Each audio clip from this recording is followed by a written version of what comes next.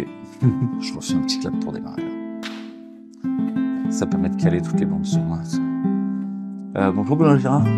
Bonjour Louis, merci de me recevoir. Ouais, merci beaucoup d'être là. C'est un plaisir, un honneur de pouvoir te recevoir pour ces entretiens mortels. Vous savez, ce sont des entretiens que nous réalisons avec des intellectuels, des chercheurs, des universitaires, des médecins, des pharmaciens, des soignants, mais aussi des personnes handicapées, des personnes militantes ou non, sur les questions d'euthanasie, de suicide assisté et de fin de vie, dans le contexte de la loi Falorni qui a été votée par les députés et qui va passer devant les sénateurs en septembre-octobre.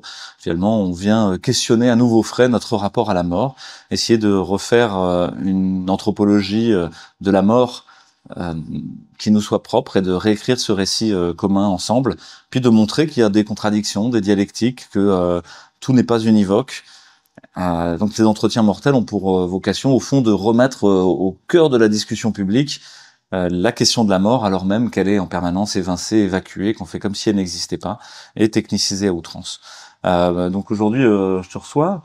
Tu es à la fois professeur d'histoire, mais aussi intellectuel, directeur éditorial, c'est comme ça qu'on dit, de la revue Antigone.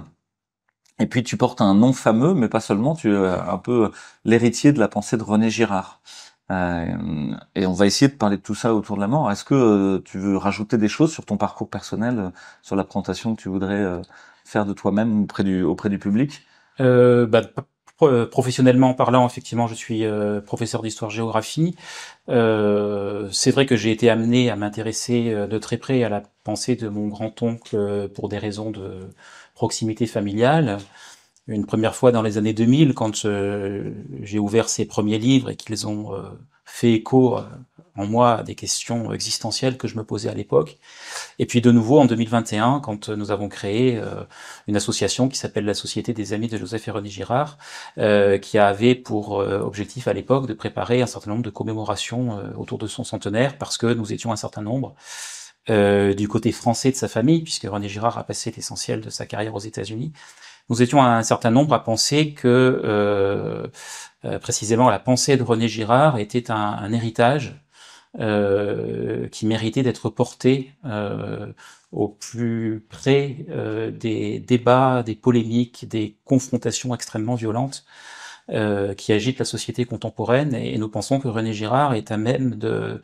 La pensée de René Girard est à même de porter sur ces clivages, sur ces tensions, un éclairage à la fois lucide, sans concession, je dirais indemne de tout relativisme, mais en même temps profondément réconciliateur. Je pense que c'est une pensée qui est, pour reprendre un terme dont je sais qu'il t'est cher, le lieu d'une diplomatie possible entre des représentations du monde qui s'affrontent aujourd'hui, alors que sous une certaine lumière, on se rend compte qu'elles écrivent ensemble la polyphonie d'un héritage à la fois très émancipateur, mais très lourd à porter, qui est celui, pour aller vite, de la révélation chrétienne, auquel René Girard, à travers une approche à la fois littéraire et anthropologique, a donné une forme de réception très nouvelle, et qui n'a, je pense, pas terminé de dévoiler son potentiel d'élucidation sur un certain nombre d'angles morts de notre vie sociale. Alors, vous avez créé au moment du centenaire de la naissance de René Girard cette société des amis de Joseph et René Girard, et la revue Antigone ensuite est née. Fait de toi à la fois un directeur éditorial, mais aussi un auteur. T'as aussi commis un certain nombre de textes, un certain nombre d'œuvres. Voilà. Ouais. Donc effectivement, les commémorations autour du centenaire de René Girard se sont articulées autour d'un certain nombre d'événements ponctuels dans le champ culturel, sur lesquels on pourrait éventuellement revenir, mais l'élément qui reste central et qui a potentiellement une inscription dans le moyen ou long terme, je l'espère, c'est donc la revue Antigone.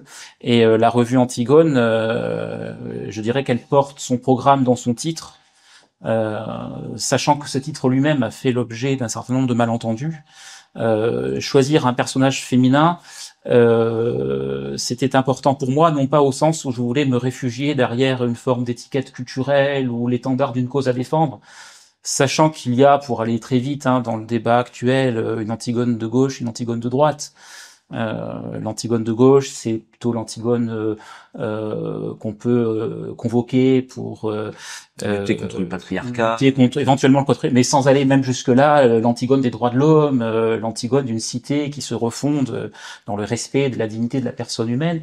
Et puis il y a aussi incontestablement, et peut-être a-t-elle plus en vogue aujourd'hui, une Antigone de droite au sens libéral du terme, c'est-à-dire la femme qui se lève face à l'État et qui promeut la responsabilité individuelle face au totalitarisme naissant. On a pu lire la fable, la tragédie de Sophocle, à la lumière du fait totalitaire.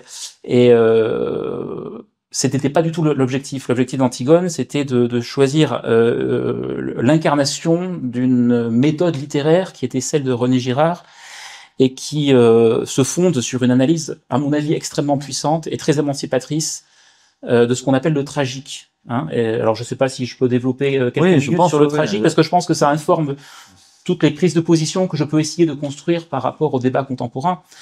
En fait, René Girard... On en discutait hors antenne. Voilà. Pour toi, c'est un élément très important chez René Girard aussi, de cette question de la tragédie. C'est ça. La tragédie, en fait, c'est le lieu de l'émancipation et de la liberté, pour René Girard, à travers la lecture qu'il fait de Sophocle, ce qui va à contre-courant voilà, de tout ce qui nous est enseigné d'habitude en littérature, où on nous dit tragédie grecque, c'est le destin irrémédiable, le fatum qui s'abat sur les personnages qui ne choisissent pas ce qui leur arrive, qui sont tiraillés entre des impératifs puissances contradictoires. Voilà. Au fond, ce sont les dieux qui, in fine, décident du sacrifice. Quoi. Oedipe, alors c'est pas Antigone, mais je reviendrai sur Antigone dans un instant. Oedipe qui est voué à tuer son père et coucher avec sa mère, et quoi qu'il arrive, quoi qu'il fasse, quelles que puissent être les énergies qu'il déploie, au bout de la tragédie, on sait qu'il va tuer son père et coucher avec sa mère. Et alors, ce qui est profondément renversant au sens premier du terme chez René Girard, c'est que ce que montre René Girard, c'est que précisément le fatum, le destin dans la tragédie grecque, c'est précisément ce qu'il y a de moins tragique, ce qui précisément perpétue ce que René Girard appelle le sacré archaïque. C'est finalement le rétablissement in extremis d'une morale qui permet à la tragédie de ne pas être excessivement subversive et de faire unité civique dans le théâtre grec, qui est le lieu de la concorde civique par excellence. Mais ce que René Girard montre, c'est qu'en fait, le tragique surgit dans les profondeurs de la crise sacrificielle qui affecte cette communauté et qui menace son destin, qui menace son avenir, précisément, non pas comme le récit d'une fatalité, mais comme la possibilité d'un récit qui met en symétrie les positions antagoniques qui sont en train de menacer la cité grecque. Et ça, c'est profondément révolutionnaire, profondément subversif, peut-être, pour employer un terme plus adéquat, et on va le retrouver ensuite dans les évangiles, l'idée qu'il n'y a pas des innocents et des coupables, mais un conflit qui possède ses acteurs et qui se résout inexorablement dans la désignation d'un coupable, parce que précisément, c'est ce qui va permettre à la cité de se réconcilier. Et finalement, la tragédie est le lieu où ce processus, non pas est activé, il est de nouveau in extremis à la fin de la tragédie, mais tout au long de la tragédie, le processus n'est pas activé, il est révélé. Il est explicité. Et donc, la tragédie, qui renvoie à ce que René Girard dira plutôt sur l'Apocalypse, c'est non pas le moment où l'homme est enfermé dans son destin, c'est au contraire le moment où il est dans une position potentiellement extérieure par rapport à ce destin, et que par le langage, il va pouvoir le représenter comme tel, et à partir du moment où il est représenté comme tel, précisément s'en émanciper et dévier la flèche du temps vers un autre avenir possible. Et donc Antigone, c'est ça pour moi. Antigone, avec en même temps toute cette tension entre le cœur et le héros, le bruit de la cité et la volonté individuelle du héros tragique, cette tension dialectique entre les deux pendant la tragédie. Et le héros tragique cherche justement le héros tragique justement est celui qui cherche à échapper à la fatalité de la vox populi, de la clameur, qui cherche à se et donc un petit peu comme le Christ, et c'est là où il y a chez René Girard des analogies, des sauts dans le temps absolument incroyables, vertigineux sur le plan littéraire. Ce qui fonde le héros tragique, c'est précisément qu'il a tendance à s'échapper du costume de la victime qu'on voudrait avoir taillé pour lui pour permettre à la cité de se réconcilier, pour dire mais non, mais moi j'ai rien fait. Et c'est pour ça que finalement la résolution de la tragédie, c'est de dire bah oui, Oedipe il a couché avec son père, il a couché avec sa mère, pardon, il a tué son père, mais il l'a pas fait exprès. Donc finalement, c'est ça la manière dont la cité grecque retombe sur ses pieds in extremis. On conçoit que la société n'arrête pas de se réconcilier contre des victimes. Donc ça, on l'élucide, on le met sur le devant de la scène au sens le plus littéral du terme, puisqu'il s'agit de théâtre. Mais en même temps, on rétablit quand même in extremis la bonne morale, c'est-à-dire qu'il y a quand même des gentils et des méchants. Mais derrière cette gentillesse et cette méchanceté, il y a des forces qui nous échappent. Donc Oedipe, d'une certaine manière, il est racheté par cette espèce de destin auquel il n'a pas su résister. Mais c'est pas là que le tragique s'inscrit le plus. Et alors ce qui est amusant, justement, après ce que je disais sur l'Antigone de gauche, l'Antigone de droite, c'est que finalement la façon dont on s'empare du personnage d'Antigone réplique finalement la manière dont s'identifier. Voilà. Donc pour moi, Antigone, c'est, je l'ai écrit dans plusieurs éditoriaux, c'est se mettre à plusieurs pour essayer d'écrire ensemble, et je crois que ça correspond au travail que tu fais toi aussi, écrire ensemble la tragédie des temps contemporains. C'est-à-dire mettre ensemble des gens qui sont prêts à se confronter dans leurs différences pour voir précisément comment ils peuvent construire un au-delà de ces affrontements qui nous enferment. Et alors, sachant qu'effectivement, c'est très beau sur le papier, très difficile à mettre en œuvre en pratique. Parce que on se rend compte vite, en définitive, que nous tous avons rien moins envie que de nous réconcilier, parce que nous réconcilier nous oblige à nous remettre en question. Et parfois interviennent des discours de réconciliation qui ne le sont qu'en surface, qui sont en fait des discours de relativisme, qui cachent en fait d'autres processus de domination plus hypocrites, au sens où finalement celui qui maîtrise le discours relativiste tient sous sa puissance tous ceux qui ne pensent pas comme lui. Alors, je pense aujourd'hui en particulier à cette espèce de discours un peu irénique sur les valeurs de la République, dont on pense que chacun va pouvoir y trouver son compte, alors qu'en fait, précisément, on se rend compte à travers la violence du débat contemporain et les phénomènes d'exclusion qui se multiplient de toutes parts, que les valeurs de la République ne sont pas le cadre, ne sont plus, je ne sais pas, le cadre à l'intérieur duquel la polyphonie des points de vue peut se donner à voir, mais au contraire une espèce d'impensé en surplomb, à partir duquel on peut décider qui est dedans et qui est dehors. Donc en fait, voilà, on est en permanence en train de cheminer entre des discours exclusifs assassins et des discours faussement inclusifs qui font revenir les logiques d'exclusion par d'autres. Voilà. Et donc avec Antigone, j'ai tenté de construire un objet littéraire dont l'objet final ne consiste pas tant à donner la parole à tel ou tel, mais de voir ce que ça donnait quand on met en polyphonie des points de vue qui n'ont pour seul point commun que d'accepter d'être mis en vis-à-vis l'un de l'autre. Je pense en particulier à ce débat entre Gilles de Castelnau et Bernard Perret que j'ai publié dans le numéro 2 sur la question du choc des civilisations, et qui a provoqué pas mal de vagues, parce que certains précisément ont pu y voir un relativisme. Mais je pense que c'est le contraire du relativisme. C'est l'idée précisément qu'on se distancie de nos propres affects meurtriers, notre propre pulsion de rejeter les victimes, pour essayer de voir le réel de plus haut, là précisément où les contraires s'harmonisent. Toute la culture est fondée là-dessus. Donc, il y a une ambiguïté dans ce que je comprends de la tragédie chez René Girard, c'est à la fois elle est le spectacle de la polyphonie des contradictoires et de toutes les tensions dialectiques qui secouent la société, l'individu, le collectif, la voie tracée par les dieux ou l'émancipation individuelle, les valeurs héritées ou la soumission à une autorité. Tout ça vient se jouer et s'entrechoquer, mais à la fin il y a le sacrifice. Est-ce que tu peux nous dire un mot de ce sacrifice du bouc émissaire, de qu'est-ce que c'est que le bouc émissaire? Parce qu'on a une acception populaire du bouc émissaire, mais qu'est-ce que ça veut dire chez René Girard? Oui, on peut revenir au début de l'affaire. Et tu as dit un mot qui peut-être nécessiterait d'être explicité, cette espèce de résurgence du sacré, du mythique, du archaïque. Au cœur de la modernité. Ouais. Au cœur de la modernité. Oui. Alors, le grand sujet de René Girard, c'est la question du désir et de la violence. Et son postulat qui va avoir des implications épistémologiques majeures dans tous les champs littéraires, théologiques, scientifiques, c'est de dire que c'est de constater à travers la littérature, et c'est là où il y a une démarche très originale, que le désir humain n'est pas autonome. Le mythe, parce que c'en est un en final, de l'autonomie du désir humain, c'est ce que René Girard appelle le mensonge romantique. Ce dont René Girard a l'intuition en lisant toutes les grandes œuvres du patrimoine occidental et singulièrement la littérature française du XIXe siècle et du début du XXe, c'est de voir qu'en fait, le désir est imitatif. C'est-à-dire que quand on désire un objet, une personne, quelque chose qui nous est extérieur, on n'exprime pas par là l'authenticité de son moi, on imite le désir de quelqu'un d'autre.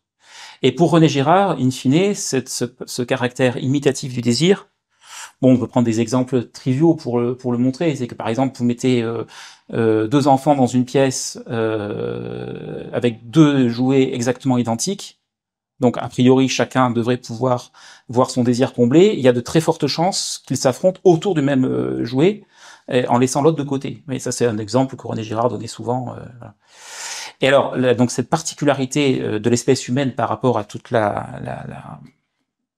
champ animal a des implications en termes de violence, puisque finalement ce que dit René Girard, c'est que ce qui définit l'homme, ça n'est pas un plus, comme on a toujours tenté de le chercher dans toute la théologie médiévale, c'est plutôt un manque, c'est-à-dire un certain nombre de protections instinctuelles qu'ont les animaux et qui font que l'affrontement peut avoir lieu, mais qu'il y a immédiatement des processus qui se mettent en branle pour que cet affrontement cesse et ne se répande pas dans le collectif animal.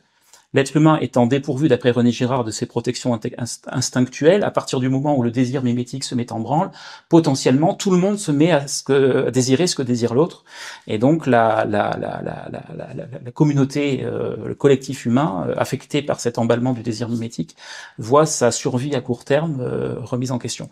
Et c'est là qu'intervient ce que René Girard appelle le processus d'hominisation, c'est-à-dire que la violence va devenir à elle-même son propre remède. Oui. La violence va devenir elle-même son propre remède, c'est-à-dire que à travers un certain nombre de mécanismes dont je ne vais pas parler ici parce que ça nous emmènerait sur une conférence de plusieurs heures et je crois que c'est pas le sujet, le collectif humain a cette capacité de polariser cette haine qui a infiltré toutes les pores du corps social sur une personne qui devient le remède, le pharmakos. Voilà, qui devient le pharmakos, c'est-à-dire que finalement du tous contre tous, on va passer au tous contre un. Et ce moment où la communauté bascule, où elle polarise sa violence pour des raisons qui tiennent du hasard souvent plus que d'autres choses, c'est pour René Girard, et ça c'est très provocateur, la naissance de l'être humain, parce que à travers ce geste qui va réconcilier la communauté, de ce geste qui va réconcilier la communauté, va découler en fait toute la culture humaine. La conscience, le langage, tout ce qui nous extrait de l'immanence, les rites, les interdits, tout ce qui, au bout du compte, même si aujourd'hui nous en avons oublié l'origine, compose le paradigme de notre évidence. Hein, la domestication des animaux. René Girard explique, et là il prend de cette façon le contre-pied des analyses matérialistes type marxiste.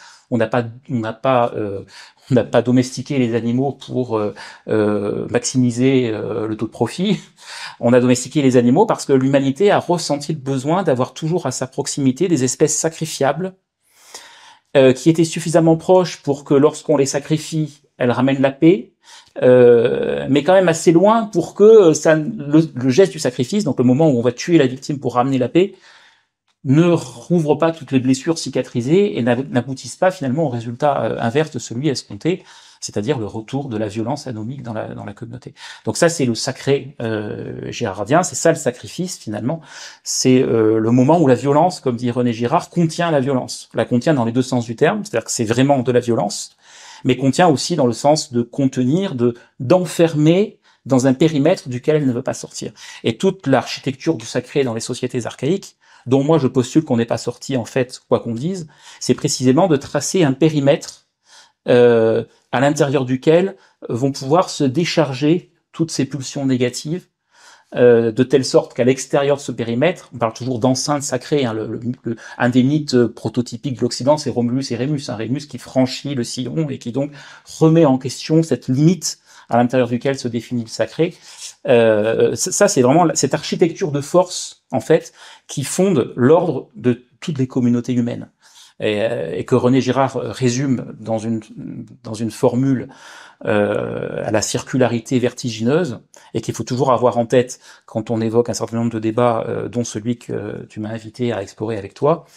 Il est criminel de tuer la victime parce qu'elle est sacrée, mais la victime ne serait pas sacrée si on l'avait tuée. Donc finalement, chez René Girard, il y a potentiellement une dimension à la fois très subversive et très réactionnaire.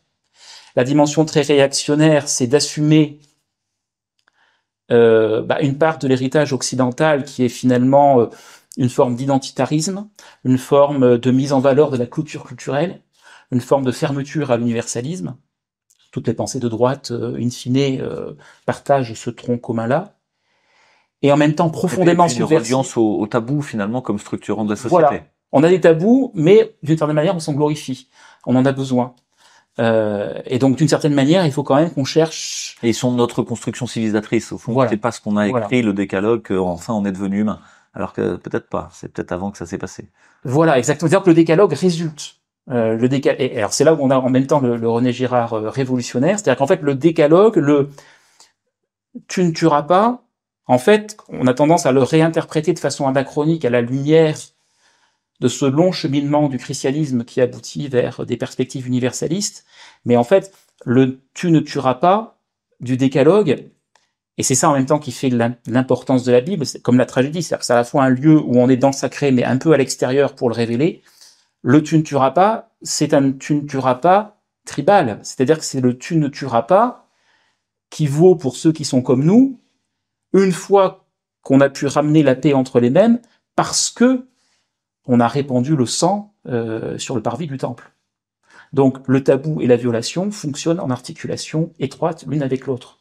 Le « tu ne tueras pas » du décalogue, c'est en même temps le « tu tueras » obligatoire du sacrifice, alors chez les Juifs, chez les Hébreux, qui est rendu au Dieu unique, justement dans cette perspective d'occultation-révélation de la violence, dont le monothéisme est en fait un des aspects. Externalisation. Il y a les sauvages et il y a nous civilisés. Et voilà. Donc le « tu ne tueras pas », c'est tu ne tueras pas les civilisés. Par contre, ce qui est en dehors du cercle de la civilisation, soit tu peux le tuer, soit même dans certains cas, tu es obligé de le tuer à l'intérieur d'une architecture rituelle extrêmement codifiée. Sachant que là, ça peut peut-être intéresser en tant que scientifique. Chez René, alors, je reviens sur ce que je disais. Cette façon d'appréhender le sacré est à la fois réactionnaire chez ceux qui pensent qu'il faut renouer avec ça, mais elle est en même temps très subversive, dans le sens où, si on va jusqu'au bout de la compréhension de cette logique-là, on se rend compte qu'en fait, toute morale est sacrificielle. Donc finalement, avec René Girard, on est placé en permanence devant un choix crucifiant, et je pense qu'on peut utiliser ce terme en toute rigueur, de toute connaissance de cause. Nos morales relèvent forcément de distinctions sacrificielles entre des gentils inclus et des méchants exclus. Donc, et alors René Girard nous laisse devant une espèce d'ambiguïté, de paradoxe, grise, où à la fois on a besoin de cette morale, parce qu'on n'est pas en pleine, chacun d'entre nous, en pleine lumière et maîtrise de cette compréhension de notre propre violence, mais en même temps, il y a en chacun de nous cette lumière, cette brèche qui a été ouverte par ce cheminement qui passe par le tragique et qui culmine avec le récit de la Passion dans les Évangiles, qui est que, non, il y a toujours quelque chose en nous qui nous dit que la victime est innocente. Voilà. Et ce qui est intéressant, c'est que cette tension que René Girard décrit, elle se réplique dans la façon dont l'œuvre de René Girard est reçue, et comme je te le disais tout à l'heure hors antenne, elle se réplique aussi à l'intérieur de la propre personne de René Girard, dont tout le parcours biographique est travaillé par cette oscillation entre la conscience aiguë que le christianisme nous affranchit de la morale, donc il y a des pages de René Girard qu'on pourrait retrouver chez Lénine ou Bakounine, mais en même temps, je dirais une sorte de respect authentique et profond de l'humanité archaïque qui nous a constitués en tant qu'hommes, et dont tous les cadres qu'elle nous a légués sont en fait profondément nécessaires. Donc la réception de René Girard est tragique, le personnage de René Girard est tragique non pas au sens qu'il n'y a pas de solution, mais tragique au sens où justement c'est un appel à la responsabilité et à l'intégrité dans la façon dont nous allons pouvoir nous-mêmes être au clair par rapport à ces pulsions antagoniques qui nous travaillent et qui nous constituent, et en même temps qui nous mettent terriblement mal à l'aise et que nous aimerions bien masquer. Et c'est par cette volonté de masquer cette oscillation autour de la violence qui nous met mal à l'aise qu'à mon avis ressurgit le sacré au cœur de ces sociétés sécularisées qui pensent avoir envoyé par-dessus bord tous ces corsets de ces vieilleries mythologiques. Voilà. Est-ce que tu peux, pour ceux qui nous écoutent, essayer de donner une définition ou des contours à cette notion de sacré? C'est quoi le sacré? Le sacré, c'est, je vais essayer de ramasser tout ce que je viens de dire dans une formule provocante, c'est la violence en tant qu'elle est un remède à elle-même. Le sacré, c'est la transgression qu'on installe au cœur de l'ordre social pour l'enfermer dans une espèce de monde à part où elle peut se déployer comme une façon de dire que c'est pas en nous, que c'est hors de nous. Et tant que c'est hors de nous, c'est pas dans l'ordre social, donc on peut continuer à mener nos affaires quotidiennes dans une relative tranquillité d'esprit. Et par exemple, cette spectacularisation du sacrifice du Christ sur la croix dans les églises, où on voit ce personnage sanguinolent, les bras cloués sur une croix, ce serait un petit peu ça, une image du sacré, mettre devant nous oui. quelque chose d'insupportable. Et cette dimension de monstration, d'apocalypse, du fait, il y a chez René Girard un thème qui revient très souvent, qui est celui de la méconnaissance. Les mécanismes du sacré ne fonctionnent qu'aussi longtemps que l'homme peut se raconter à lui-même que c'est pas ça, que ce qui se passe n'est pas ce qui est en train de se passer. Parce qu'à partir du moment où on a la conscience la plus petite soit-elle du fait que notre victime est peut-être innocente, le sacrifice ne fonctionne plus. Et d'ailleurs, c'est ça qui, dans les sociétés archaïques, nécessite le retour en permanence du sacrifice, parce que les hommes sont les hommes depuis toujours, et donc il y a toujours quand même cette voie de la conscience qui travaille les hommes, même en amont de la révélation chrétienne. Et donc les collectifs humains étaient régulièrement retravaillés par des accès de violence qui étaient liés précisément au fait qu'à un moment donné, il y avait quelqu'un qui disait « non, mais il n'est pas coupable ».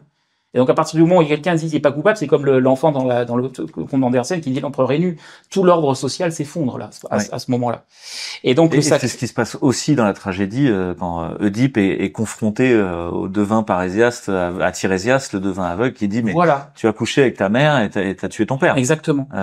Et ça, c'est une dialectique que la modernité, au sens large, a beaucoup de mal à saisir.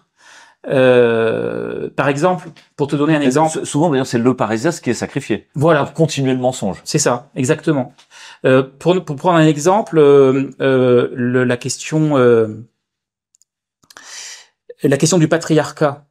On a tendance à mettre sur l'archaïque une culture du viol qui serait en fait liée à des schémas patriarcaux hérités d'un archaïsme dont il serait urgent de se départir. Alors que, en fait, contrairement à ce que croient beaucoup de féministes d'aujourd'hui, et peut-être contrairement à certaines déviances qui étaient de fait le cas dans les sociétés bourgeoises du XIXe siècle, le patriarcat, ça n'est pas le machisme. Le patriarcat, ça n'est pas le droit de l'homme de faire ce qu'il veut. Derrière le patriarcat, il y a la divinisation du patriarche. Donc il y a toujours le souvenir que le patriarche, celui qui détient le patriarcat, est le transgresseur qui a fauté et qu'on a expulsé, et que précisément parce que son expulsion a ramené la paix dans la communauté, a été divinisé. Mais la figure divinisée du patriarche n'est pas comment dirais-je le discours univoque d'une domination sociale qui se donnerait à elle-même comme étant le fin du fin de l'ordre social. Bien sûr. À la fois, il y a la domination, il y a l'oblation voilà. à la pérennité du clan, de la famille. Donc, mélanger le patriarcat en tant qu'il émerge des structures archaïques et la culture du viol, c'est finalement répliquer le mythe dans la prétention qu'on a d'avoir expulsé le mythe. C'est-à-dire qu'en fait, le patriarche violeur, on peut dire que c'est l'Oedipe des temps contemporains. Le MeToo, c'est le sacrifice de l'Oedipe qui, contrairement à ce stade de prise de conscience qui avait déjà opéré chez Sophocle, dans nos sociétés, va être considéré comme le coupable absolu. Donc, dans une société totalement émancipée des rituels et des tabous, qui s'est retournée contre le christianisme et les vieilleries qu'il entretenait dans les églises, il y a cette idée justement que notre propre en fait, voilà, l'expulsion du sacré est sacrée. L'expulsion du sacré est sacrificielle puisque c'est une expulsion. Donc la question n'est pas de savoir si on va se débarrasser ou non du sacré. Encore une fois, comme je disais tout à l'heure, la question est d'être au clair avec le sacré. Pour moi, c'est l'application de la phrase de l'Évangile, rendez à César ce qui est à César et à Dieu ce qui est à Dieu. Pour moi, c'est pas la fondation d'une espèce d'idéologie laïque. C'est une vérité anthropologique. René Girard, après Simone Veil, a beaucoup insisté sur le fait que les évangiles étaient en fait une anthropologie. Et rendez à César ce qui est à César et rendez à Dieu ce qui est à Dieu, c'est un constat d'une espèce d'entre-deux, de tension qui nous travaille chacun entre ce qui est déjà du côté de la révélation, c'est-à-dire de la compréhension de la violence qui nous travaille, et du côté du César, du politique, de l'occultation de la violence. Et la question, c'est pas d'éradiquer une sphère ou l'autre. La question, c'est d'être chacun au clair dans la manière dont nous sommes réellement affranchis de César et réellement en situation d'avoir maîtrisé notre propre violence. Alors très souvent, nous croyons être du côté de Dieu, alors que ce Dieu que nous faisons est une idole, qui est en fait une espèce de caricature de César. Et dans ce sens-là, finalement, on cumule tous les effets négatifs du sacré. C'est-à-dire finalement, d'abord on renoue avec des structures archaïques qui fait qu'on se ferme à la loi d'amour qui potentiellement régit les relations entre les individus. Mais en plus, on se prive de ce que cette absence de loi d'amour pouvait quand même avoir de protecteur dans les sociétés archaïques, précisément parce que la révélation a progressé. Il y a une dimension progressiste chez René Girard quand même. Et donc, on est obligé de le faire en se mentant en permanence à nous-mêmes. Et donc, ça ne peut, au lieu d'apporter de la paix, ça ne peut déboucher que sur un surcroît de sacrifices supplémentaires. C'est ce qui fait que, René Girard le disait souvent, on ne peut saisir la société moderne que sous la forme de jeux de contradiction. C'est-à-dire que, par exemple, c'est à la fois la société la plus violente et la société la moins violente. Et on peut prendre toutes sortes d'indicateurs. À chaque fois qu'on prend un indicateur, on va pouvoir justifier l'un et l'autre en même temps. Voilà, donc pour moi, le tragique, c'est ça. C'est arriver à formuler ces contradictions et vivre avec et s'entraider les uns et les autres à produire ensemble le spectacle émancipateur, sachant que tu prenais l'exemple des Christ sanguinolents dans les églises. C'est intéressant de nouveau là, l'ambivalence. C'est-à-dire que ce dévoilement est à la fois le pire et la meilleure des choses. La meilleure des choses, si effectivement, à travers cette monstration du personnage sanguinolent, ce signe, au sens sémiologique du terme, nous renvoie au récit des évangiles, c'est-à-dire que nous avons été capables à un moment donné de mettre à mort une victime innocente et que pour des raisons diverses et variées de nature anthropologique, théologique, peu importe, cette innocence nous est apparue. Donc le crucifix avec le Christ sanglant, il est le lien le lien charnel, concret, matériel, qui nous relie avec cet événement et qui nous invite à le pénétrer toujours davantage. Mais par un phénomène d'inversion, ça peut être aussi le début de cette espèce de veine sacrificielle, malsaine, qu'on voit à l'œuvre dans le débat contemporain, mais dont le christianisme n'est pas exempt de toute responsabilité. Puisque ce que montre René Girard, c'est que la révélation, c'est en fait un rendez-vous à chaque fois nouveau de soi avec soi et de soi avec les autres. C'est pas une espèce d'idéologie qui s'impose une fois pour toutes par la puissance de ses connexions logiques. Et donc, une fois survenu l'événement de la croix, tout de suite se remettent en branle tous les mécanismes mythologiques du sacré archaïque pour essayer de le digérer et d'en faire autre chose qu'il ne dit. Et le moyen le plus simple que l'immanence sociale a trouvé pour survivre à la révélation chrétienne, ça a été en fait d'inverser le paradigme et d'inventer un système victimaire où on se met toujours du côté des bonnes victimes. Et une fois qu'on est du côté des bonnes victimes, ce qui n'existait pas dans le sacré archaïque, ou en tout cas pas à ce point-là, on peut de nouveau, en toute bonne conscience, c'est là où on retrouve l'articulation cas de conscience, bonne conscience, désigner à nouveau des victimes individuelle ou collective, d'où l'importance chez René Girard, fondatrice de la question de l'antisémitisme.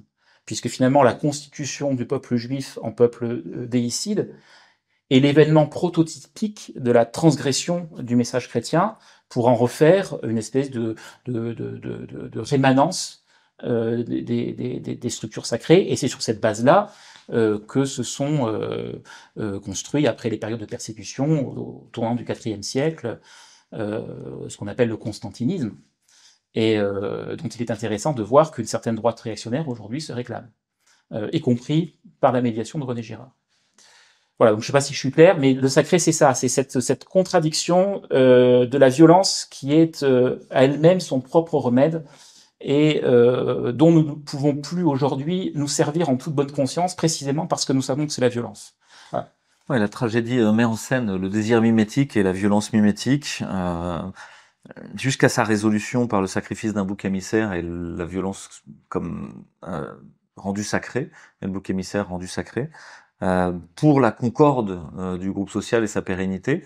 Et finalement, le spectacle de tout ça, de toutes ces contradictions, c'est le grand roman que nous nous inventons à nous-mêmes en permanence, la mythologie que nous racontons sur notre propre société, qui nécessite une sorte d'aveuglement, parce que si on sort de cet aveuglement, on vivait la révélation, on effondre l'ordre social. On l'effondre intégralement, la puissance du sacrifice, et il va falloir en recréer un autre.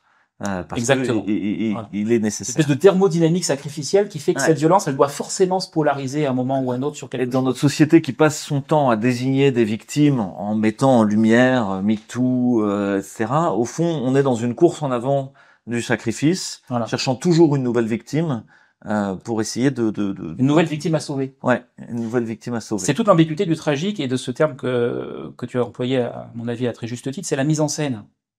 Parce que c'est théâtral tout ça. Et en fait, ce qui est extrêmement troublant, c'est que en fait, la mise en scène de la tragédie en tant qu'elle révèle le processus est à 99,99% la même que la même mise en scène quand elle a pour objet précisément de sacrifier le bouc émissaire, c'est-à-dire de persuader la communauté qu'elle a raison de sacrifier cette victime. Et donc on chemine toujours sur une espèce de fil du rasoir où ce qui est révélation est en même temps ce qui masque. À tout moment, quand on représente le processus dans le sens où on croit pouvoir s'en émanciper, on est toujours à deux doigts de le reformuler d'une manière qui va nous permettre de désigner de nouvelles victimes. Et je pense que là encore, c'est un processus mimétique. C'est-à-dire que la spectacularisation est la réitération au fond du sacrifice initial, sous une forme spectaculaire, mais qui est à deux doigts d'être réellement un sacrifice. Qui est toujours à deux doigts, exactement. C'est exactement ça. Et il y a cette dimension d'oscillation sur Nijar. On danse sur un volcan et on est toujours en train à la fois de tomber du bon et du mauvais côté. Et c'est ce que lui appelle la crise sacrificielle. Alors, la crise sacrificielle dans les périodes archaïques, elle avait pour elle d'être clôturée dans le temps et l'espace et potentiellement de pouvoir être résolue par le sacrifice. René Girard dit que la modernité est en fait, pour le meilleur et pour le pire, le pouvoir de l'humanité de s'installer dans une crise sacrificielle sans cesse aggravée. Et pourquoi pour le meilleur et pour le pire? Parce que s'installer dans la crise sacrificielle, c'est précisément être dans la situation où on ne peut plus la masquer. Donc aller en permanence, à la fleur en permanence à la surface de notre conscience. Et donc on peut la dépasser par le haut. Mais en même temps, la crise sacrificielle de nos contemporains, enfin de nous tous, c'est exactement la même que la crise sacrificielle des hommes des temps immémoriaux. C'est un moment où, à chaque moment, on peut être en situation de vouloir s'extraire du tout pour réintroduire des distinctions, des coupables, des innocents. Et évidemment, cette distinction, c'est moi qui en ai le pouvoir, et à travers le pouvoir de cette distinction renaissent tous les ordres politiques, totalitaires, attentatoires. Je crois comprendre dans ce que tu dis que, au fond, dans les temps archaïques, la réitération, l'éternel retour du sacrificiel se fait pour réactiver son efficience et sa capacité à faire se réconcilier la société. Et donc est rejoué sous une forme rituelle. Et puis le moment chrétien désigne une seule victime qui sera sacrifiée de manière rituelle, mais sous une forme spectaculaire, qui est la réitération de la Pâque chaque année ou de choses comme ça, qui ne nécessite plus pour son efficience d'aller sacrifier pour de vrai quelqu'un. Et alors, que dans le temps que nous vivons de sécularisation et de déchristianisation, il y a comme un retour à l'archaïque. Il faut à nouveau sacrifier pour de vrai des gens. Sous les apparences de sa négation. Ouais. Voilà. Sachant que là, effectivement, tu connectes le champ anthropologique à un champ que René Girard a effleuré, mais dans lequel il n'est jamais rentré. C'est le champ théologique. C'est-à-dire, derrière, il y a une vraie question. C'est de savoir, finalement, qu'est-ce qui fait la spécificité du sacrifice du Christ? Alors, en termes girardiens, on va dire que ce qui fait la spécificité du sacrifice du Christ, c'est que il permet d'aller au bout de la révélation. On a vu avec la tragédie que la tragédie, malgré tout ce qui est mis en œuvre pour aller au plus près du réel, c'est-à-dire du fait qu'on est en train de sacrifier un coupable, elle se termine quand même par un sacrifice. Et le théâtre est le lieu central de la concorde civique. Donc il y a de nouveau quelque chose de sacrificiel qui se joue dans le dépassement du sacrificiel. Ce dont les écritures chrétiennes paraissent, en tout cas si on se fonde sur la lecture de René Girard, absolument indemnes. Il n'y a dans les évangiles, à aucun moment, le début du soupçon de l'idée que le Christ pourrait être coupable. Oui. Alors là, évidemment, est-ce que ça a un lien avec ce que René Girard appelle le scandale? Il y a ce mot qui revient plusieurs fois dans ses écritures. Alors, complètement, oui. Alors, le scandale, c'est le petit caillou dans la chaussure qui nous fait tomber. Cette conscience permanente de l'innocence du Christ, au fond. Le scandale, c'est Satan, pour René Girard. Donc, on voit Satan tomber comme l'éclair. Il développe justement toute une théorie du scandale à travers les paraboles du Christ et qu'il relie au personnage de Satan. Alors, est-ce que Satan est un personnage? Est-ce que Satan est une... Et le scandale, en fait, c'est ça. C'est-à-dire, c'est ce qui nous fait chuter, c'est-à-dire... alors, je le formule dans les termes qui sont les miens, de là-haut, je ne sais pas si René Girard les valide, mais le scandale, c'est l'image que nous renvoie le miroir de notre propre violence et que nous sommes incapables d'assumer et qui nous fait chuter précisément parce que l'énergie que nous allons déployer pour ne pas nous voir en train d'être violents va nous rendre encore plus violents. Et c'est vrai que et encore plus mensonger. C'est pour ça que Jésus, Satan qui est le grand menteur. Jésus dit malheur par qui le scandale arrive, malheur par qui le scandale arrive. Donc, et c'est là où effectivement on est toujours à deux doigts de la récupération sacrificielle. On peut dire malheur par qui le scandale arrive, c'est l'anathème qui condamne celui qui va fauter moralement et qui voilà. Mais en fait, quand Jésus dit malheur à qui par le scandale arrive, il parle pas de la pécheresse ou de la prostituée ou je sais pas quoi, il parle de lui. Et malheur à qui par le scandale arrive, c'est malheur à qui la révélation de la violence va déclencher une espèce de réaction de désespoir par rapport à lui-même, qui, au lieu d'accueillir cet événement comme une ouverture vers autre chose, va l'enfermer dans la conscience douloureuse, mais insupportablement douloureuse, du fait que nous sommes complètement possédés par notre violence. Et le scandalisé par excellence dans ce processus-là, c'est Judas. Judas n'est pas quelqu'un qui a été particulièrement méchant. Dans le récit des évangiles, il y a des pages incroyables de René Girard sur le reniement de Pierre, par exemple.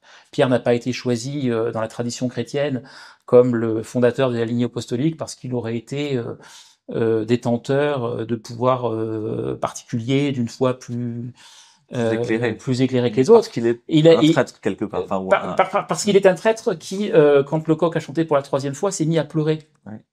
Voilà. Alors que Judas, en fait, est celui qui est tellement pénétré de la gravité de ce qu'il a fait que précisément le signe masque ce qu'il révèle. C'est-à-dire que peut-être que Judas a eu à un moment donné une conscience plus aiguë de qui était Jésus que Pierre, finalement. Mais tellement aiguë que ça l'a empêché de l'accueillir comme précisément quelque chose qui s'ouvrait. C'est la conscience, la conscience stupéfiante, immobilisatrice du fait qu'on a commis l'irréparable. Alors que précisément l'irréparable est la brèche par lequel à notre récit... Tu m'en parlais tout à l'heure justement ce moment de stupéfaction lors du sacrifice de la victime. Oui, c'est ça.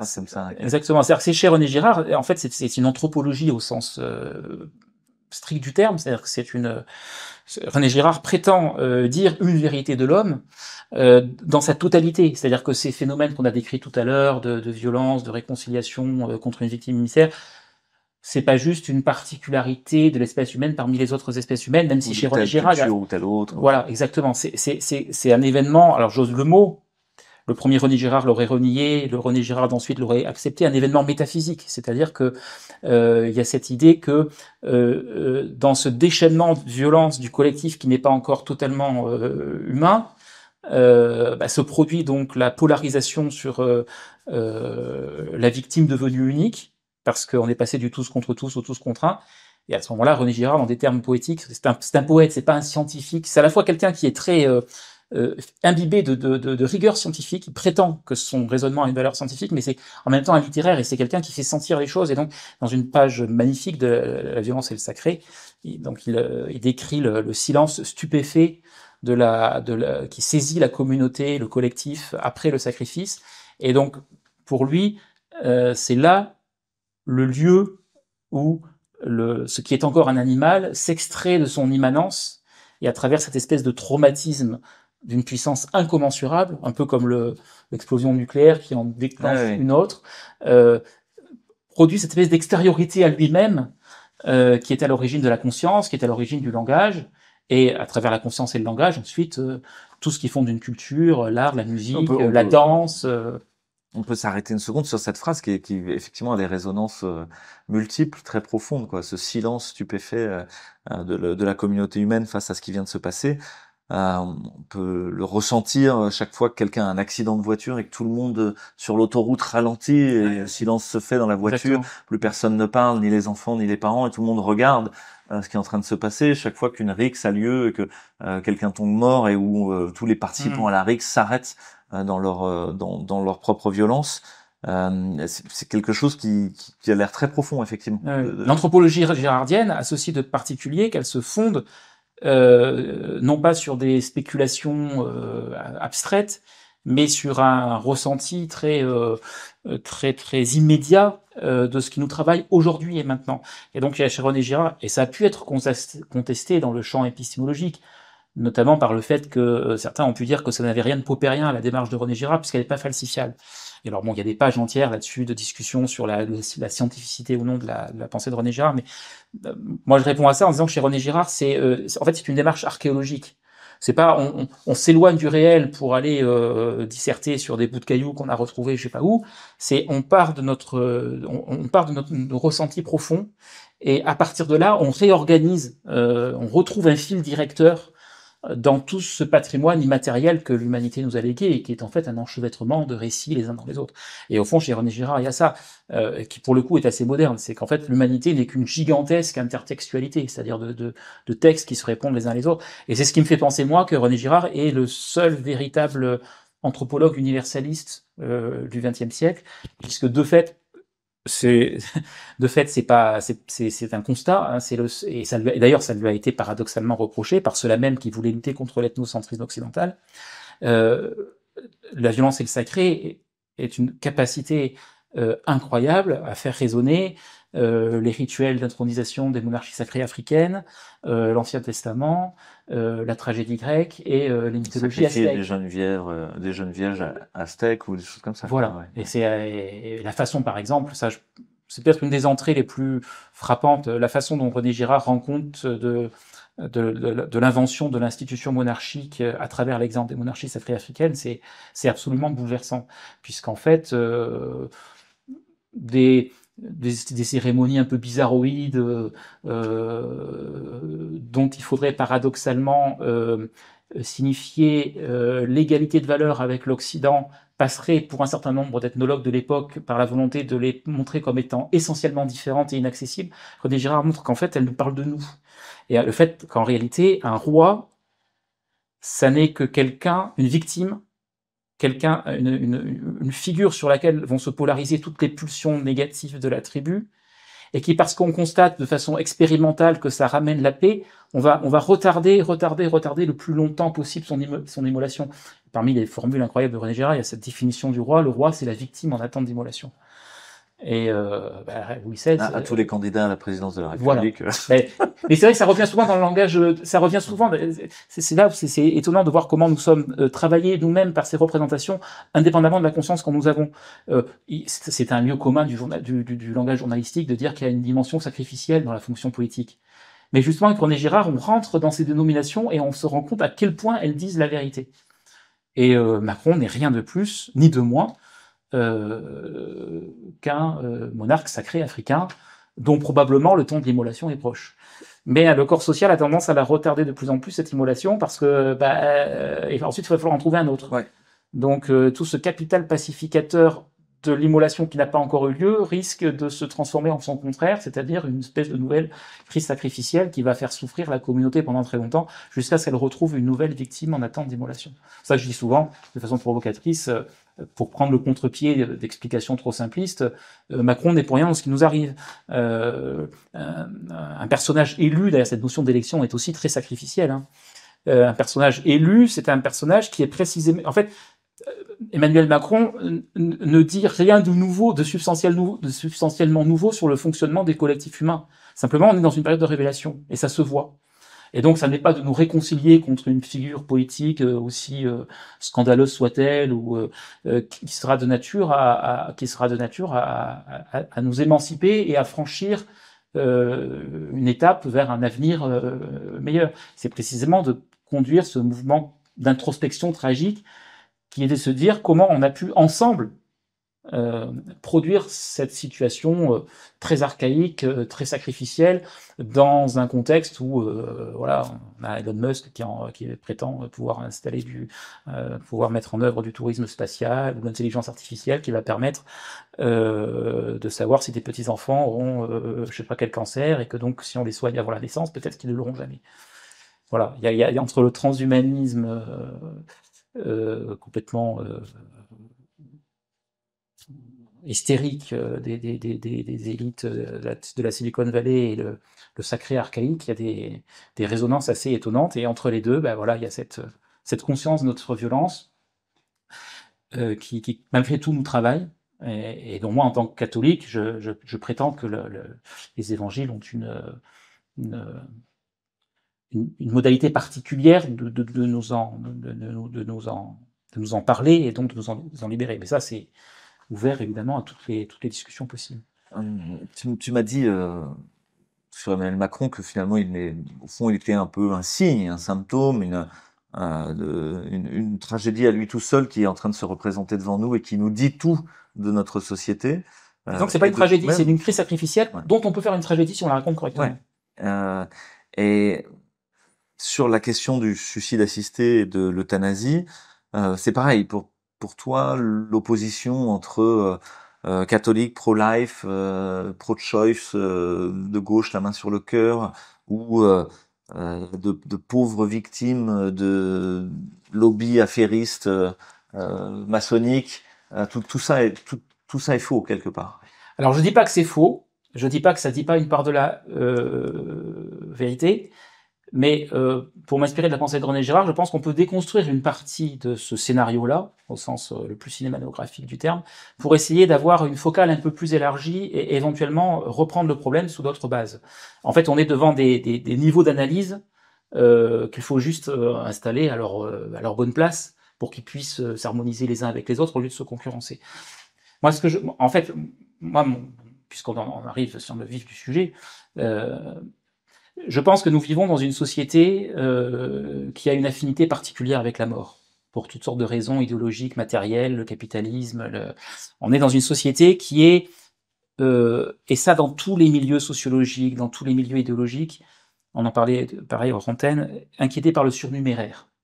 Alors c'est assez bizarre précisément, puisque ça c'est très archaïque comme situation, mais on voit bien que c'est le cas. Tout le 19e siècle moderne, positiviste, est inquiet du surnuméraire.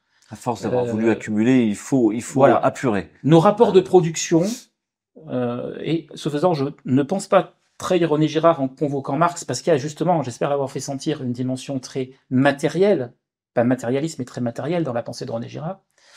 Nos rapports de production génèrent un rapport à autrui qui, d'une manière ou d'une autre, sent la mort. Alors, ça peut se passer de plein de façons différentes, sous des modalités guerrières, sous des modalités judiciaires, mais bon, il y a quand même une présence de la mort. Tu m'en parlais tout à l'heure, Malthus, cette inquiétude qu'on va devenir trop nombreux.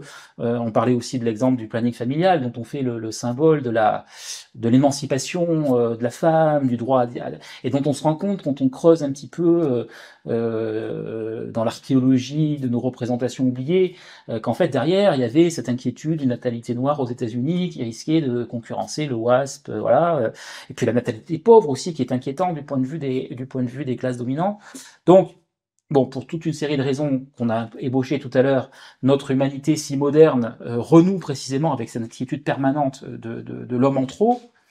Et moi, je pense que c'est dans ce cadre-là qu'il faut comprendre ces débats sociétaux qui reviennent à intervalles réguliers et d'ailleurs là, on peut aussi reboucler avec René Girard, qui concernent tous les moments où une communauté, un collectif humain est particulièrement fragilisé. Parce qu'en fait, si on suit les raisonnements qu'on a ébauchés à grands traits, on voit bien qu'un collectif humain, ça n'est pas une donnée stable. Moi, je prends souvent l'image architecturale de la voûte. Ce sont des poussées qui s'annulent. On a dit le sacré, c'est la violence qui est la réponse à la violence. Donc, un collectif humain, c'est un équilibre instable qui tient toujours par des poussées en sens contraire, sachant que le moindre mouvement de terrain, par exemple, peut faire que la clé de voûte se décale, et à ce moment-là, les poussées en sens inverse qui font tenir le système debout le font s'effondrer. Et donc, c'est ça qui se passe aujourd'hui. En fait, on est face à un corps social dont les équilibres sont profondément désorganisés, qui produit du malheur, qui produit de la souffrance, qui produit des tensions.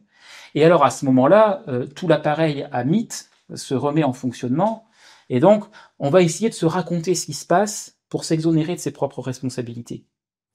Et c'est pour ça que moi j'essaie d'explorer cette voie-là, donc je ne dis pas que c'est la seule, mais je pense qu'elle vaut la peine quand même d'être regardée, qui est de dire qu'en fait, la situation d'opposition entre ceux qui vont nous dire que la dignité de la personne humaine repose sur le fait que celui qui pense que sa vie n'a pas de valeur peut se voir infliger la mort, et ceux qui vont monter sur leurs grands chevaux en disant que la vie est sacrée et qu'on n'a pas le droit d'y toucher, en fait c'est ça que René Girard éclaire.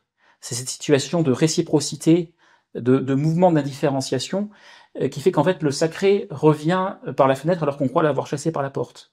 Je veux dire par là que se tiennent l'une l'autre finalement. Qui se tiennent l'une l'autre. Comme dans ta phrase de tout à l'heure où la victime est sacrée parce qu'on la tue. Les criminels de tuer la victime parce qu'elle est sacrée, mais elle ne serait pas sacrée si on ne l'avait pas tuée. Et donc la figure, je le mets entre guillemets, de l'inutile dont on veut voir débarrasser le champ social, en fait, sont au travail les mêmes affects, qu'il s'agisse de la diviniser sous la forme d'une sacralité à laquelle on n'a pas le droit de toucher, ou qu'on dise qu'on a dépassé le sacré et que donc une bonne compréhension de la dignité de la personne humaine, de cette de réduction de la personne humaine à l'authenticité de son moi, donc c'est le solipsisme du mensonge romantique, permettrait de le supprimer. Et en fait, ça n'est pas le sacré et le non sacré qui s'affrontent. Ce sont deux conceptions de ce même sacré qui se déploient à travers des récits qui ne peuvent plus coexister l'un avec l'autre.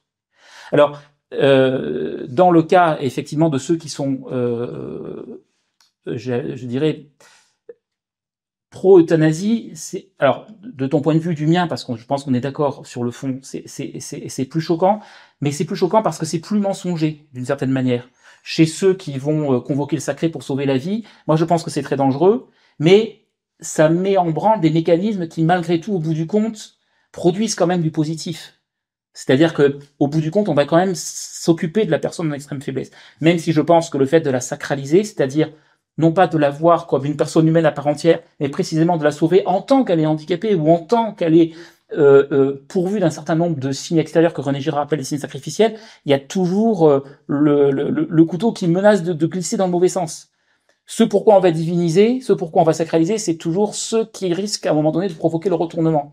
Mais chez ceux qui sont pour l'euthanasie, alors là, c'est là où c'est intéressant de voir comment, c'est un exemple, je trouve très très intéressant, pour voir comment le sacré revient au travail à travers l'apparition de son dépassement. Moi, je pense qu'en fait, on est dans une société qui se croit être régie par la raison, sous les apparences du droit, et donc on pense que chaque moi est en pleine possession de ses moyens pour décider de lui-même de la valeur de sa vie ou de la non-valeur de sa vie.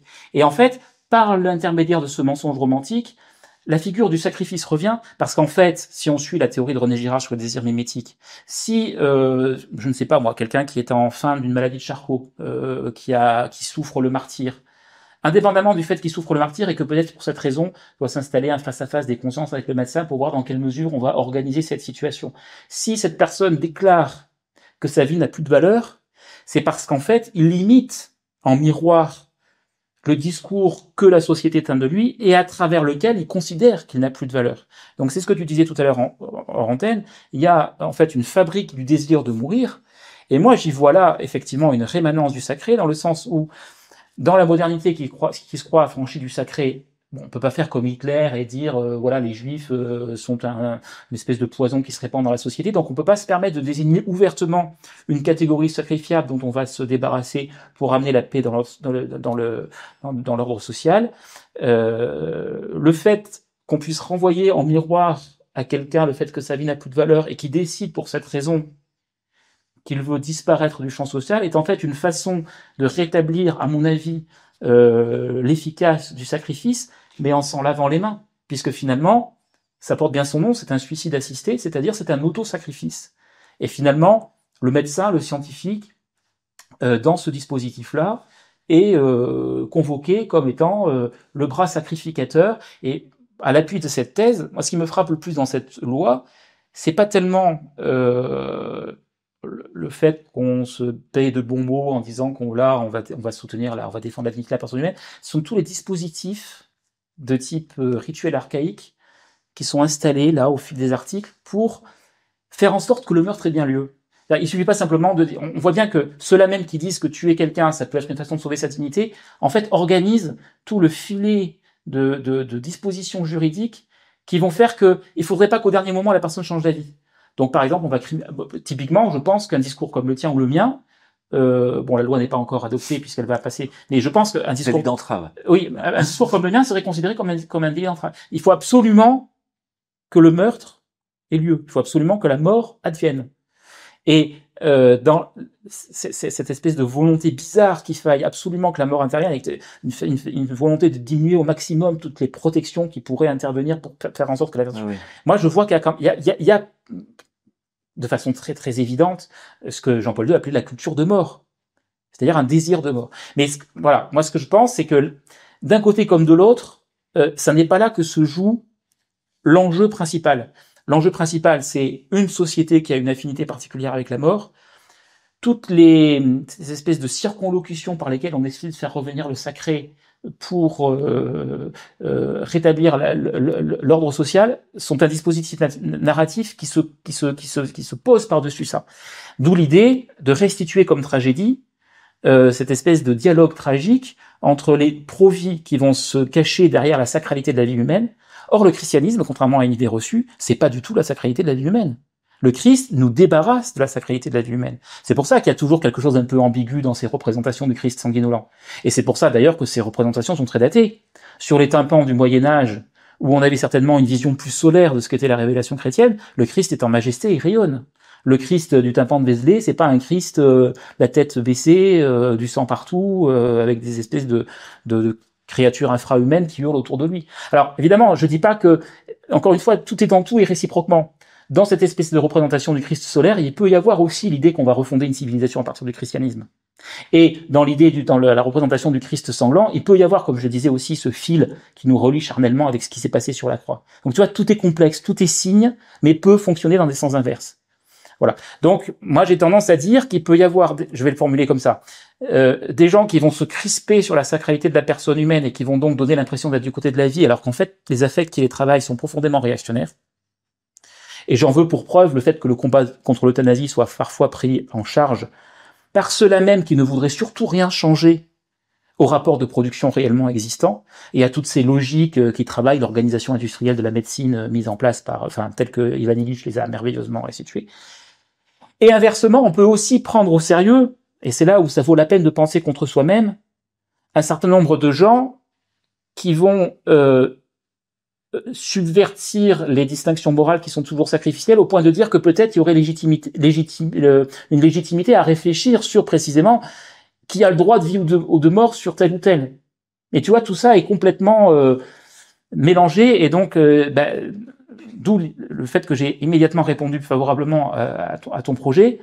Je pense que le tragique, non pas est la solution, parce que là je tomberais dans le piège que j'essaie de décrire moi-même, mais c'est une espèce une sorte de situation littéraire qu'on peut produire ensemble, où chacun, on va pouvoir puiser ce qu'il y a de bon chez l'autre pour essayer de produire ensemble la vérité de ce que nous sommes. La vérité rend libre.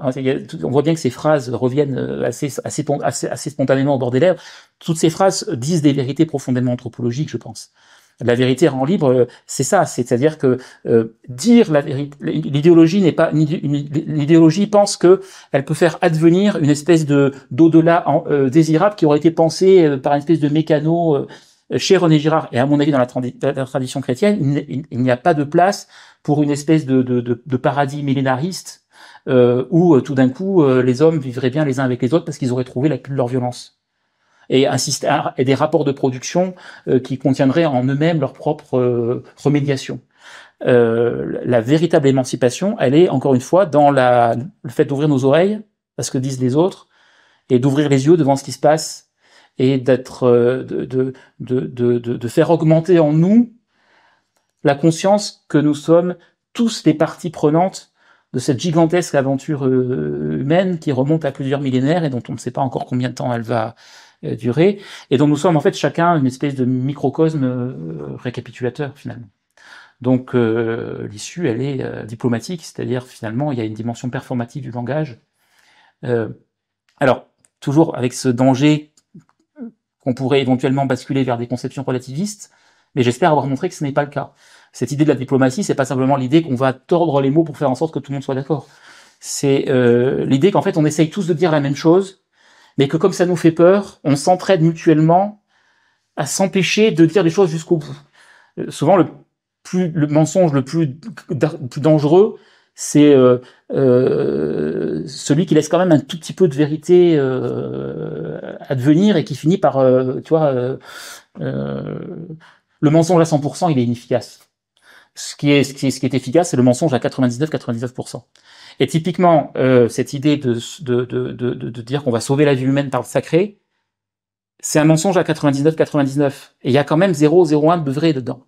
Cette idée que le sacré est à partie liée avec notre hominisation et que ça doit être respecté. Et l'idée que la dignité humaine passe par une forme de souveraineté sur son corps, c'est vrai aussi c'est faux aussi, mais il y a quand même 0,01% de vrai. C'est-à-dire qu'il y a quand même quelque chose de profondément subversif de la morale sociale dans le christianisme qui fait qu'effectivement, on a retrouvé le pouvoir sur nos corps. Mais retrouver le pouvoir sur son corps, oui, à condition que ce soit en vérité. C'est-à-dire à condition que ce soit au service de soi-même et des autres. Pas dans la validation d'une image fausse que nous renvoie précisément le consensus social et à travers lequel soit nous cherchons des flatteries inutiles, soit à un moment donné l'inverse, c'est-à-dire le désespoir, on ne renvoie de moi qu'une image dégradée, une image d'inutilité, une image de coût, et bien donc l'altruisme finalement c'est de me sacrifier moi-même, et je pense qu'en fait tout suicide, alors t'es peut-être plus qualifié que moi pour le dire, en fait toute démarche de suicide se ramène à ça. Toute démarche de suicide est en fait une sorte d'auto-sacrifice qu'on s'inflige par croyance excessive dans la validité des images que renvoie de nous notre environnement familial, social, professionnel. Et bon, il y a eu suffisamment d'épisodes justement de suicide dans les entreprises gérées selon les méthodes de la bienveillance managériale, hein, tu m'en parlais tout à l'heure par rapport à la question de l'hôpital, avec toujours pareil, cette espèce de mensonge à 99, c'est-à-dire en fait d'un côté on démonte les services publics, on détruit les communs, on rend la vie invivable à tout le monde, on fait passer les chômeurs pour des parasites, tous ces clandestins qui sont le produit même du capitalisme comme une espèce de poison qui et en même temps voilà, il y a cette j'ai de nouveau perdu le fil de ma pensée. Non, mais il y a toujours cette ambiguïté effectivement au cœur même du mensonge.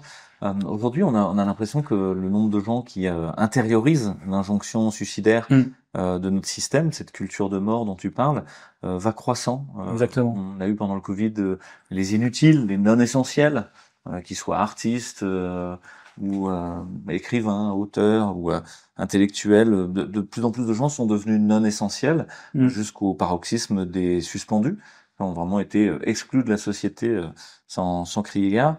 Et puis aujourd'hui, on a l'impression qu'il y a comme une extension du domaine de l'inutilité aux personnes âgées, aux gens malades au long cours, qui vient effectivement dire quelque chose de ce que nous ressentons collectivement de l'idéal performatif du capitalisme néolibéral. Est-ce que tu penses que justement il y a une espèce de fatalité tragique dans la survenue de cette loi et dans son vote? Ou est-ce que le fait d'y réfléchir et de mettre en scène justement la tragédie qu'elle représente peut aboutir à une autre résolution? Alors précisément, ça nous appartient, cette alternative, l'option fatalité ou l'option tragédie. L'option fatalité, c'est de nous conforter les uns les autres dans nos représentations antagoniques et donc à l'abri de ces représentations antagoniques, protéger les structures de l'ordre social qui sont en fait les responsables de cette présence pathologique de la mort parmi nous. Ou alors il y a le tragique, c'est-à-dire précisément faire de cette présence parmi nous notre cause commune, et au lieu de nous en renvoyer mutuellement la responsabilité, essayer d'en sortir par le haut. Et c'est là où moi, mon travail, c'est que ça consiste justement à... Ça consiste, alors... Il y a René Girard, il y a les Girardiens. Ce que je vais dire là, c'est un girardisme peut-être hétérodoxe aux yeux même de René Girard, mais c'est, à mon avis, en sortir par le haut, en faisant droit précisément à cette dimension matérielle de la pensée de René Girard, qui sort de la morale pour réinscrire tout le processus d'hominisation dans une approche extrêmement concrète, matérielle, de ce qui fait notre vie en société, et donc de construire ensemble de façon performative le futur désirable de notre nourriture, de notre santé, de notre éducation, enfin de tout ce qui nous préoccupe à chaque fois qu'il s'agit d'accueillir une vie nouvelle dans la grande aventure humaine ou de préparer le départ de ceux qui ont fait leur temps d'une certaine façon. Et donc je pense que le tragique, c'est pas simplement constater le réel et s'en mettre des cendres sur la tête en se disant oulala, on va s'en sortir.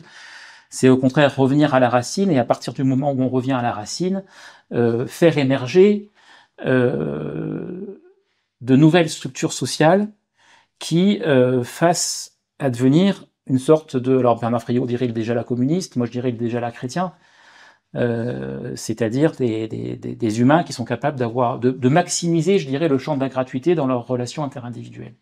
En sachant que de nouveau, on est dans cette espèce d'oscillation entre le pire et la meilleure des choses, à savoir que tout projet politique de transformation des structures sociales, aussi bien intentionné soit-il, est autant imbibé de conscience des structures sacrificielles, peut très vite, à son tour, devenir le lieu de nouvelles structures sacrificielles. Donc, sachant qu'effectivement, en plus, la théologie... Et le frein, de toute manière, de manière inconsciente ou consciente. Et d'autant plus le frein qu'on n'en a pas conscience. Ouais. Voilà. Et alors là, il y a tout un travail à faire. Il y a une sorte de pessimisme un peu là-dedans, d'un éternel retour.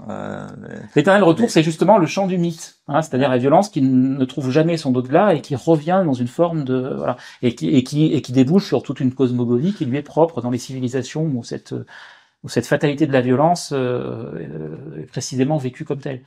Ce qui fait d'ailleurs que René Girard a des propos assez sévères sur ces modes, sur la façon complètement détournée dont toutes les sagesses orientales sont en vogue aujourd'hui, présentées comme une espèce de rapport irénique à la violence, etc. Alors que René Girard montre bien que c'est derrière ces représentations de réincarnation, il y a quand même cette idée que la violence est une sorte d'incontournable de notre anthropologie profonde, et que finalement on est démunis par rapport à ça. Et donc René Girard combat beaucoup, mais ça c'est pas René Girard, c'est toute la pensée chrétienne, l'idée qu'on ne se libère pas en se purifiant du désir. Le désir est mimétique et donc il est potentiellement vecteur de violence, mais ça ne doit pas pour autant déclencher cette espèce de chasse au désir puritaine dont précisément une certaine modernité nous donne le spectacle. Donc, apparu, c'est que... cette libido, le fait que notre moi en quelque sorte est vide et n'existe qu'à partir du moment où il se remplit de ce relationnel avec ses semblables sur le plan horizontal et donc s'ouvre sur une transcendance dans le sens vertical. C'est ça qui fait, alors, dans un sens, la cause de la violence, mais dans l'autre sens, certainement, cette présence de l'amour gratuit. Alors, peut-être certains vont hurler, parce que certains diront peut-être que c'est encore une distinction sacrificielle qu'il faudrait abolir, mais peut-être la spécificité de l'espèce humaine par rapport au vivant en règle générale, et qui lui donne, alors, justement, pour pas le vivre comme une espèce de limite sacrificielle qui nous donne tous les droits parce qu'on serait supérieur, une responsabilité d'autant plus accrue par rapport au monde vivant. Finalement, la question écologique... Il y a comme une correspondance entre la pensée de René Girard et celle d'Emmanuel Lévinas. Voilà. Le désir mimétique et de la violence mimétique et le meurtre potentiel de la volonté classique sur l'autre, et la recherche d'une clé de voûte pour essayer de tenir ces tensions contradictoires par le sacrifice du bouc émissaire, mais elle est aussi potentiellement le frottement de toi et moi dans une relation amoureuse et la survenue d'autre chose, de l'enfant, ou d'une solution inattendue comme résolution à ce désir mimétique, qui pourrait être quelque chose de complètement neuf, qui est et en même temps ancien, portant tous les héritages, qui est l'accouchement de quelque chose de... Et je pense que le champ de la médecine est un champ particulièrement adéquat pour réfléchir à ces sujets-là, tout ce qui tourne autour du soin qu'on apporte aux vivants. Finalement, le médecin, je disais tout à l'heure, un collectif humain et donc une architecture de force en son sens contraire qui menace en permanence de se déséquilibrer. Et je crois que d'ailleurs, oui, c'est là que il y a un embranchement que j'ai pas fait correctement à ce moment-là. C'est pour ça précisément qu'il y a autant dans les rituels archaïques de rituels qui touchent la naissance, le mariage et la mort. C'est pas pour des raisons magiques. C'est pour des raisons de science expérimentale au sens le plus moderne, le plus contemporain du terme, c'est-à-dire que l'homme archaïque constate que cette architecture de force en sens contraire qui lui permet de ménager une espèce d'enclos pacifié dans un océan de violence est très souvent remis en question au moment où un être entre ou un être sort. Parce que cette architecture de force en sens contraire, dans le monde archaïque de la méconnaissance, elle ne peut être stable qu'à condition qu'elle se raconte comme étant la pérennisation d'une substance éternelle. Or, l'humain est confronté en permanence au fait que le collectif humain, c'est pour ça qu'il faut absolument refuser toutes les essentialisations ethniques, religieuses ou quoi que ce soit. Un collectif humain, c'est une espèce de récit qui se raconte comme une stabilité dans un flux permanent. Et donc, tous les rituels encadrent de façon très étroite la naissance, c'est-à-dire l'arrivée d'un nouvel être qui potentiellement est un rival de plus dans la répartition de tout ce qui est désirable dans le collectif, la disparition de quelqu'un qui lui aussi est susceptible de dérégler ces espèces d'architecture, de rapport de force mimétique, puis le mariage, parce que c'est quand même, enfin le mariage, le rencontre de l'homme et de la femme, puisque c'est par là que précisément le flux va opérer, et que donc il y a sujet à... Et donc c'est vrai qu'effectivement, pour moi, je te le disais tout à l'heure, et là encore, je le pose comme une provocation dans l'espèce d'ambiance cotonneuse du débat contemporain, mais moi je pense que la question de l'euthanasie, et d'ailleurs ça se voit à travers les termes qui sont employés, reboucle énormément avec la question de l'avortement. Et l'avortement, c'est exactement la même chose. L'avortement, on a dit, l'avortement relève de cette même l'avortement institutionnalisé. Enfin, à un moment donné, il faut quand même revenir aux chiffres. Alors je les ai plus exactement en tête, mais l'ordre de grandeur entre le nombre d'enfants qui naissent réellement, c'est alors même qu'on nous disait que l'avortement allait vers les lois sur l'avortement resterait une exception, mais pas du tout. Et tu disais très justement cette fabrique du désir de mourir, on le retrouve finalement dans ce qui est présenté comme le droit de la femme à disposer de son propre corps, et qui est en fait une injonction sociale, une fois de plus, à régler son compte au surnuméraire. Parce que si la femme, au prix du sacrifice de l'innocent. Je sais que ouais, exactement. Mais alors, de nouveau, en faisant attention,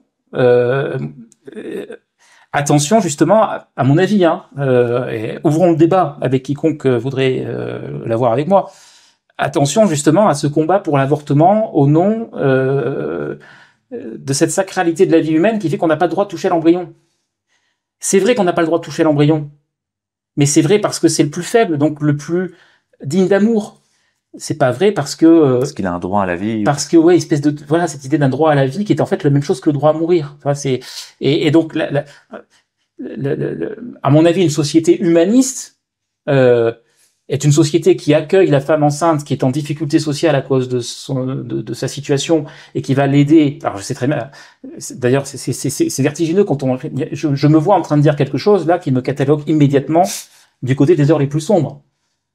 Mais quand tu réfléchis, en fait, il y a quelque chose de profondément bourgeois dans la façon dont, derrière des discours sirupeux, en fait, on rejette la fille mère. Mais la question, c'est pas de faire en sorte que la fille mère ne soit pas mère. La question, c'est de nous aider ensemble à nous départir de ces représentations sociales bourgeoises qui ont pu faire d'une femme enceinte une fille mère. Enfin, moi, ça me paraît assez simple à comprendre, ça. Et je pense que c'est réconciliateur. C'est pas le droit à la vie d'un tel contre tel autre. C'est pas le fait que la femme, quand elle avorte, elle exerce finalement... Ça, je sais pas si tu observes la même chose que moi, et d'ailleurs c'est ce qui va se passer avec l'euthanasie. Il y a quasiment aujourd'hui une injonction à l'avortement. C'est-à-dire aujourd'hui, dans une certaine optique féministe, une femme qui n'a pas avorté est une femme qui n'a pas manifesté le pouvoir qu'elle a sur son propre corps. Ce qui est en fait profondément réactionnaire. Parce que dans une optique spinoziste, la liberté, c'est précisément de mener jusqu'à... Enfin, tu m'interromps si je dis une énormité, mais c'est précisément de faire en sorte que le corps de chacun soit en situation de pouvoir accomplir cette puissance. La liberté, elle n'est pas dans un choix. C'est là où même les représentations de droite et de gauche sont complètement, on croit qu'on est de gauche, alors qu'en fait, on déploie une espèce de théologie bizarre de la responsabilité et du mérite qui normalement devrait être convoquée par des gens de droite conservateurs. Tu vois, tout est complètement faussé parce qu'en fait, voilà, je pense effectivement que encore aujourd'hui, malgré tout l'environnement hyper sophistiqué technologique dans lequel on baigne, l'enfantement, la conception, la femme enceinte, toutes ces choses-là, ça travaille des trucs bizarres dans les profondeurs de notre anthropologie, et c'est quelque part c'est sale, quoi. On a un rapport puritain à tout ça. On veut pas le voir, et donc on s'interdit finalement de faire advenir toute la puissance de relation qui est derrière. Et voilà, on est très heureux finalement que la personne endosse finalement le statut d'infériorité qu'on lui tend dans le miroir de la norme sociale, avec le piège de lui dire bah voilà, ta vie n'a pas de valeur, tu peux te tuer, ton enfant, qu'est-ce que tu vas en faire, tu veux pas l'élever, supprime-le. Voilà. Mais là, au-delà même de quelques principes qui soient convoqués, il y a une espèce de vision strictement immanente de la nécessité, un peu schmittienne, quoi. Voilà, bon, bah, il y a pas de sous dans cette famille, il vaut mieux buter cet enfant, c'est le plus simple. Il y a pas, bon, le petit vieux sert plus à rien, il participe plus à l'effort. Et t'es d'accord avec moi? Ce sont des logiques réactionnaires et fondées sur une approche économiciste. Oui, tout à fait, qui se base sur une espèce c'est quoi cette sur la force de frappe du pragmatisme, au fond. Voilà. C'est parce que la loi de la nécessité, qui est la même chose que, pour et moi, derrière, comme t'as le Big Pharma, ce qu'on appelle le Big Pharma, et j'ai écrit des textes là-dessus. Big Pharma, c'est intéressant parce que là aussi, c'est un signe qui masque ce qui révèle, parce que c'est vrai qu'il y a une espèce d'immanence dans les rapports de production capitalistes qui produisent un équilibre des forces en faveur d'un certain nombre de donneurs d'ordre de l'industrie. Et c'est très inquiétant. Mais tu vois, par exemple, quand on dit Big Pharma, ah, là, ça y est, pour moi, on risque, non, je dis pas qu'on a, mais on risque, tu vois, de franchir la limite entre la compréhension et la volonté d'opacité. Big Pharma, tu vois, on externalise, on résume dans une espèce d'entité à part toutes sortes de fonctionnements dont on est tous. Oui, moi j'ai appelé ça la création des monstres. La création des monstres. Qui sont monstrés, qui sont spectacularisés, qui sont ritualisés dans le rythme qu'on leur donne, quoi, qu'on leur rend, et en gros leur peut-être quelque chose de l'ordre de leur déification. C'est-à-dire à partir du moment où tu as créé ces monstres gigantesques et invincibles, ils font partie de ces titans ou de ces dieux qui circonscrivent le périmètre du connu. Et qui t'empêche d'accéder aux terres inconnues. Sachant qu'il y a cette ambivalence, il faut toujours revenir à ça. Comment dire, ce qui est divinisé et ce qui a transgressé. Donc l'extrêmement positif et l'extrêmement négatif sont forcément contenus dans les mêmes représentations. Donc il faut toujours se méfier des représentations extrêmement positives qui cherchent à cacher le négatif, ou des représentations extrêmement négatives qui cherchent à cacher le positif. D'où cette idée que je travaille et qui m'emmène parfois sur des chemins mouvant et dangereux mais toujours se dire que à partir du moment où une réalité quelconque, un certain état de vie est présenté comme un absolu, comme quelque chose de sacré, c'est qu'en fait on est dans le face-à-face mimétique avec une réalité qui nous met mal à l'aise et qu'on veut pas penser comme telle. Et ça, je le dis parce que moi, je pense que aussi une des règles tragiques, c'est toujours de parler de l'intérieur de sa propre identité. Moi, si je critique à certains catholicistes, c'est parce que je me revendique catholique. Donc, je pense que par le fait, ma critique n'est pas nourrie par un ressentiment. Aux autres de faire le travail et c'est ça la tragédie, en fait, je pense. C'est des gens qui sont, en fait, oui, c'est ça, je vais le formuler comme ça. Des gens qui vont s'entraider à produire une critique de l'intérieur du cadre culturel, familial, sociologique duquel ils sont hérités. Et en fait, la situation aujourd'hui, elle est à la fois extrêmement enthousiasmante et extrêmement inquiétante. Extrêmement inquiétante parce que tout est fait pour empêcher que ce travail ait lieu, et en même temps extrêmement enthousiasmante parce que tout est réuni pour que ce travail puisse avoir lieu. Et d'une certaine façon, je dirais que l'épisode Covid, notre échange à tous les deux, je dis pas qu'elle est par définition et pour toujours, mais tu vois, c'est un exemple de on n'était peut-être pas forcément programmés, on n'a pas les mêmes itinéraires. Moi, je viens d'un milieu très bourgeois, catholique, conservateur, mais justement à travers des accidents biographiques, René Girard, sa propre histoire avec la famille, etc. Tu vois, on a tous nos petites faillures, nos petites brèches par lesquelles on peut s'échapper, et dans des moments de grande crise où manifestement aucun récit ne semble être de nature à rétablir l'ordre social, la rencontre devient possible. Et parce que souvent on me dit finalement ta position d'abord le tragique c'est la fatalité, donc ça j'essaye de m'en défendre. Puis finalement c'est de l'intellectualisme. Qu'est-ce que tu proposes concrètement? Eh ben moi j'ai tendance à dire quand je suis avec un interlocuteur qui me pose cette question, on est en train de parler. Donc tout dialogue dans le monde actuel, celui qu'on a tous les deux, celui que tu vas avoir avec tous les gens que tu vas interroger autour de ce sujet sociétal extrêmement important qui est la question de la fin de vie. Tous ces dialogues sont, et c'est là où le René Girard structuraliste, progressiste des années 60 a son intérêt, nous donne un accès à la modernité dans ce cas-là de positif. Le langage, c'est pas simplement dans son acception scolastique médiévale, l'adéquatio reiet et intellectu, cette espèce de lien objectif entre une réalité et notre intelligence. À travers le langage, précisément, il y a cette articulation de l'immanence et de la transcendance qui fait que le langage est performatif. Donc, performons ensemble. Et je pense que, au lieu de se demander que faire, à chaque fois, quand je crée la revue Antigone et que avec beaucoup d'efforts, au prix de beaucoup de difficultés, de beaucoup de déceptions, de beaucoup d'imperfections, j'arrive à mettre ensemble deux plumes qui n'étaient pas programmées éventuellement pour accepter que leur prose rentre en écho l'une par rapport à l'autre. Eh bien, je suis désolé, je suis plus dans le champ de l'idéologie, je suis plus dans le champ de la cogitation sur ce qu'il faudrait qu'on fasse pour en sortir, dans les bonnes géométries électorales pour essayer de reconfigurer les alliances et mettre les gentils d'un côté et les méchants de l'autre. À mon avis, je produis du réel, en fait. Je réconcilie le verbe et le réel. D'ailleurs, le verbe c'est Fischer, hein. Enfin, tu vois. Justement, j'ai une question peut-être pour nous amener doucement vers la fin de notre entretien. Dans la dernière revue Antigone, il y avait une image saisissante, un masque ou un crâne réduit. Est-ce que tu peux nous raconter le choix de cette... Parce qu'il y a peut-être un lien avec notre question aussi sur la mort et sur le... Ah, c'est très intéressant que tu poses la question, oui, effectivement.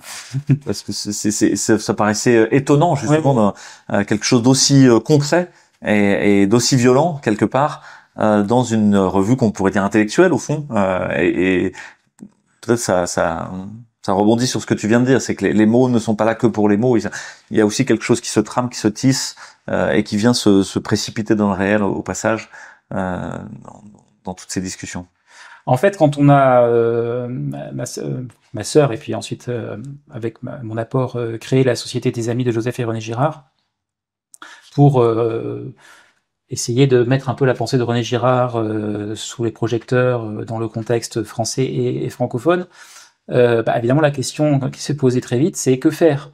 Et déjà à cette époque, et je n'ai cessé ensuite de nourrir cette intuition initiale et le contexte politique actuel me conforte là-dedans, on a très vite été habité par l'idée que, précisément, j'espère que j'ai réussi à le faire sentir ça, la pensée de René Girard nous sort du champ de l'idéologie, alors même que beaucoup cherchent à l'y faire rentrer.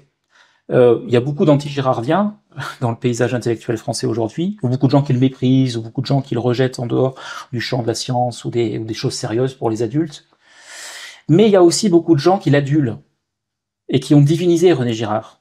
Et parfois pour des raisons qui sont très touchantes au départ. C'est vrai que pour beaucoup de gens, la lecture de René Girard a été une façon de mettre des mots sur des questions qui se posaient et les a mis en route. Et ça, il faut justement préserver ça. Mais il y a quand même le danger de faire de René Girard la troisième révélation. C'est-à-dire l'idée que finalement, à travers René Girard, on a tout compris, on a tout élucidé, on est devenu on a complètement conscientisé les phénomènes de violence, et donc on en serait totalement affranchi. Et donc, d'une pensée qui chemine au cœur de la modernité pour nous libérer des idéologies, peut naître, et c'est là où je parle de mise en abîme de la pensée de René Girard dans sa propre réception, a le danger de faire de René Girard une nouvelle religion, voire une nouvelle idéologie. Donc on s'est dit que il fallait absolument sortir du champ académique des colloques où des girardiens orthodoxes allaient s'envoyer des compliments, aller se congratuler dans leur convictions réciproquement validées, qu'ils communiaient dans une espèce de pinailler en coupant les cheveux en quatre sur quelques... Et donc en fait on a voulu, le choix qu'on a fait, c'est de partir en fait de ce qui reste comme étant le champ d'investigation majeur de René Girard, qui est le champ culturel. Et donc on s'est dit que plutôt que d'écrire un livre ou on a fait une revue, mais dans l'esprit que j'ai essayé de décrire tout à l'heure, l'idée c'était peut-être finalement de nous plonger dans les propres processus de création culturelle sur lesquels notre grand-oncle avait toute sa vie jeté des éclairages déstabilisateurs pour le meilleur et pour le pire. Et donc, ce qu'on a voulu faire, d'autant qu'en plus on a une famille de musiciens, c'est de passer commande d'une œuvre symphonique qui a été créée une première fois à Paris au Bernardin et puis une deuxième fois à Avignon, d'une œuvre musicale, donc, puisque René Girard aimait beaucoup la musique, qui soit en quelque sorte une illustration sonore, une mise en abîme, on pourrait dire une performance au sens de l'art contemporain.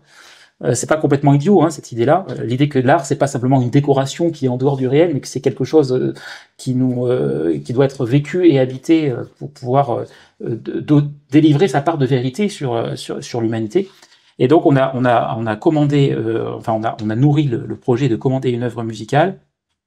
Et l'idée, en fait, pour mettre en abîme la pensée de René Girard en elle-même à travers un processus de création musicale, c'est justement d'essayer d'interroger, de constituer une œuvre musicale qui fasse sentir à l'auditoire la dimension profondément sacrificielle de la musique et comment en réalité la tension du langage musical contemporain entre ses formes les plus contemporaines et ses formes classiques très consonantes et harmonieuses était en fait une façon d'écrire la tragédie avec d'autres sortes de signes, hein, les signes sonores qui s'adressent directement à notre sensibilité. Et donc le masque qui a été choisi pour illustrer la couverture du numéro d'Antigone, qui est consacré justement à la question de l'art, dont on a voulu qu'elle reste associée à l'héritage de René Girard, ce masque en fait est un instrument de musique. Une sorte de harpe. Voilà, exactement. Et c'est une de ces situations que l'anthropologie girardienne permet d'élucider avec une économie de moyens et une poésie incomparable, c'est qu'en fait, l'homme va toujours chercher à reproduire les vibrations, les harmonies, les sensations qui sont liées au plus près de ce silence stupéfait qui succède au sacrifice de la victime réconciliatrice. Et en fait, la musique parle en nous à travers toutes ces vibrations qui sont liées à la fois cette espèce de bruit de fond d'une violence extrême auquel succède un silence, et finalement des vibrations qui, au même titre que beaucoup de rituels, quand on les reproduit, vont avoir un effet pacificateur. Et donc dans la musique, il y a toujours pareil, cette tension entre l'extrême paix et l'extrême violence. Alors, René Girard était quelqu'un qui avait beaucoup réfléchi, en particulier sur le Sacre du printemps de Stravinsky. Et le Sacre du printemps de Stravinsky, c'est ça en fait. Ça a été une bombe au cœur du paysage musical parce qu'en fait, il a révélé derrière des architectures splendides, les équilibres somptueux de la musique classique, en gros de Monteverdi jusqu'à Mahler. En fait, toujours au travail des vibrations qui sont celles de la danse sacrificielle. Et de fait, cet événement de création culturelle à Paris du Sacre du Printemps a été tellement traumatisante pour l'auditoire que précisément est survenue la musique contemporaine, qui, contrairement à ce qu'on peut croire, n'est pas du tout une musique novatrice, mais en fait l'ultime tentative du dispositif culturel occidental pour essayer justement de stériliser cette dimension profondément troublante qu'il y a derrière les vibrations musicales. Et nouvelle dialectique girardienne, nouvelle contradiction stimulante, le fait qu'en réalité, entre la musique rococo un peu ornementale de Haydn et l'écouinement informe de Boulez, finalement, il y a deux tentatives de faire fonctionner ces vibrations sonores dans un sens qui soit les moins déstabilisateurs pour l'ordre social. Donc voilà, on a autour de ce masque africain, de ce crâne africain qui est en même temps on a voulu essayer de voir si on pouvait produire une œuvre musicale qui contenait un petit peu toute cette histoire de la musique, dans cette tension entre le sens, le non-sens, la vibration qui apaise et en même temps... qui joue sur le crâne du sacrifice. Et voilà, parce que si elle apaise, c'est que précisément derrière, il y a quelque chose de très inquiétant, et de tellement inquiétant qu'on ne veut pas le voir. Que ce soit sous la forme d'une musique décorative, du ressassement de formes classiques qui ont complètement oublié justement cette forme d'horreur du 18e, ça. Ou alors voilà, cette espèce de conceptualisme froid, abstrait d'une musique qui se déploierait dans une espèce de d'à côté du réel, qui est finalement bien tranquille, parce que quand on fait de la musique à côté du réel, en écrivant, pour jouer chaque partition, il faut 50 pages de notes pour comprendre le mode d'emploi. Tant qu'on investit notre puissance cognitive à ce genre de récréation, bah, précisément, on se divertit. C'est-à-dire qu'une fois de plus, voilà. Donc l'idée, à travers un événement musical, qui relie justement le plus authentiquement, le plus authentique de notre archaïsme révélé à travers ce masque africain, et aussi une forme de respect quand même des cadres à l'intérieur desquels ces vibrations sonores ont été rendues. Et je pense que le jeune compositeur qui a fait ce travail-là est confronté à un vrai défi, et justement il a réussi ça. C'est-à-dire à faire sentir le côté inquiétant de la musique, mais d'une certaine façon, à travers le fait que précisément, il convoque des formes quand même assez classiques. Et donc, là, quand on écoute du Boulez, on ressent rien, parce que précisément, il faut déployer des efforts. Là, la musique qu'il écrit, c'est une musique qui parle au sens, donc il y a une espèce de jeu permanent comme ça entre les dissonances, les consonances. C'est le pari qu'on s'est donné, d'où le fait d'avoir mis cette image à la une d'Antigone, parce que finalement, elle résume l'entièreté de notre rapport au réel, et une fois de plus, l'émancipation tragique qui consiste à regarder les choses en face. Il ne s'agit pas de ne pas faire de musique parce que ça nous effraie, mais en même temps, quand on en fait et qu'on jouit de la beauté de la musique et des sensations que ça nous procure, toujours quand même être conscient de ce qui est au travail derrière. Voilà. Pour nos auditeurs, où est-ce que on peut retrouver ton travail? S'il y a le site internet de la revue Antigone. Alors, il y a le site internet de la Société des Amis de Joseph et René Girard. On va peut-être expliquer pourquoi Joseph, sinon, parce que c'est lié un peu à ce que je viens de dire. En fait, notre idée, justement, c'est de faire en sorte que René Girard ne soit pas un idéologue parmi les autres. Et en fait, Joseph Girard, c'est le père de René Girard, et il se trouve que c'est une des personnalités avignonnaises qui a contribué à remettre à l'honneur tout le patrimoine avignonnais. Il a terminé sa carrière comme conservateur du Palais des Papes. Et donc, c'est l'idée, justement, d'humaniser René Girard, c'est-à-dire de l'inscrire dans son parcours familial. Donc, son père, Joseph, qui était radical socialiste, mouve curé, sa mère qui était de la petite noblesse nord-vauclusienne, ultra-catholique. Et donc voilà, montrer que René Girard, c'est pas une espèce d'événement, de Pentecôte, c'est pas Dieu, René Girard, c'est un Français du XXe siècle qui a fait son chemin avec le maximum d'éthique et d'intégrité au milieu de... Donc on a le site de la Société des Amis de Joseph et René Girard, où on peut retrouver l'actualité de la société, et puis on peut commander la revue Antigone, qui a besoin de lecteurs. Et puis il y a le blog d'Antigone, qu'on peut trouver facilement, alors qui a actuellement un petit problème technique, mais qui va être résolu là dans les 24 heures qui viennent, mais dans lequel j'essaye justement, et c'est de certaine façon, c'est là où on voit que le champ de l'intellect doit toujours cheminer en même temps que la réflexion au sens le plus économique du terme. C'est vrai que moi je voulais absolument la revue, parce que je voulais un lieu qui se mette un peu à l'abri de la rumeur numérique et des phénomènes de bulle qu'elle provoque. Mais je me rends compte qu'il faut qu'on fonctionne sur faut qu'on fonctionne sur ces deux pieds. C'est-à-dire qu'il faut à la fois qu'on habite cette forme papier qui n'est pas simplement un média, mais qui est une certaine façon d'organiser et de mettre en scène la parole, mais aussi ce blog qui permet de publier au fil de l'eau une parole vivante, en prise immédiate avec l'actualité, sur laquelle évidemment tu es bienvenu pour partager tes réflexions. Et ça marche pas mal jusqu'à présent. J'arrive à avoir des points de vue très à gauche, plus conservateurs. Et puis toujours, moi, c'est un petit peu ma spécificité que j'essaye de placer dans le débat intellectuel en général et dans le petit milieu girardien en particulier. La réconciliation de la pensée de René Girard dans ce qu'elle peut avoir de traditionnel, et une sensibilité quand même assez forte pour la question sociale. Et l'idée de ce déjà-là, qui malgré toutes les difficultés dans lesquelles nous sommes plongés les uns et les autres, doit quand même être vécu et faire l'objet d'un témoignage. Voilà un petit peu le... Ouais, merci pour tout ça. Il y a aussi un livre qu'on peut retrouver. Alors, j'ai écrit un livre qui a été, d'ailleurs, d'une certaine façon, qui m'a mis en route vers cette lecture, enfin, qui s'enracine dans cette lecture de René Girard, mais en fait, c'est un livre que j'ai écrit pour restituer de l'intérieur cette expérience collective que nous avons vécue au moment du Covid et qui, pour moi, comme pour toi, a eu des implications professionnelles assez importantes. Donc, c'est un livre qui, en fait, s'enracine dans ce que je savais déjà de René Girard et qui m'a permis, en fait, d'affiner un certain nombre de concepts que j'ai pu ensuite retrouver en relisant ou en lisant la pensée de René Girard, et notamment, donc, ce livre s'appelle Tragique Espérance. Bon, malheureusement, il est plus disponible.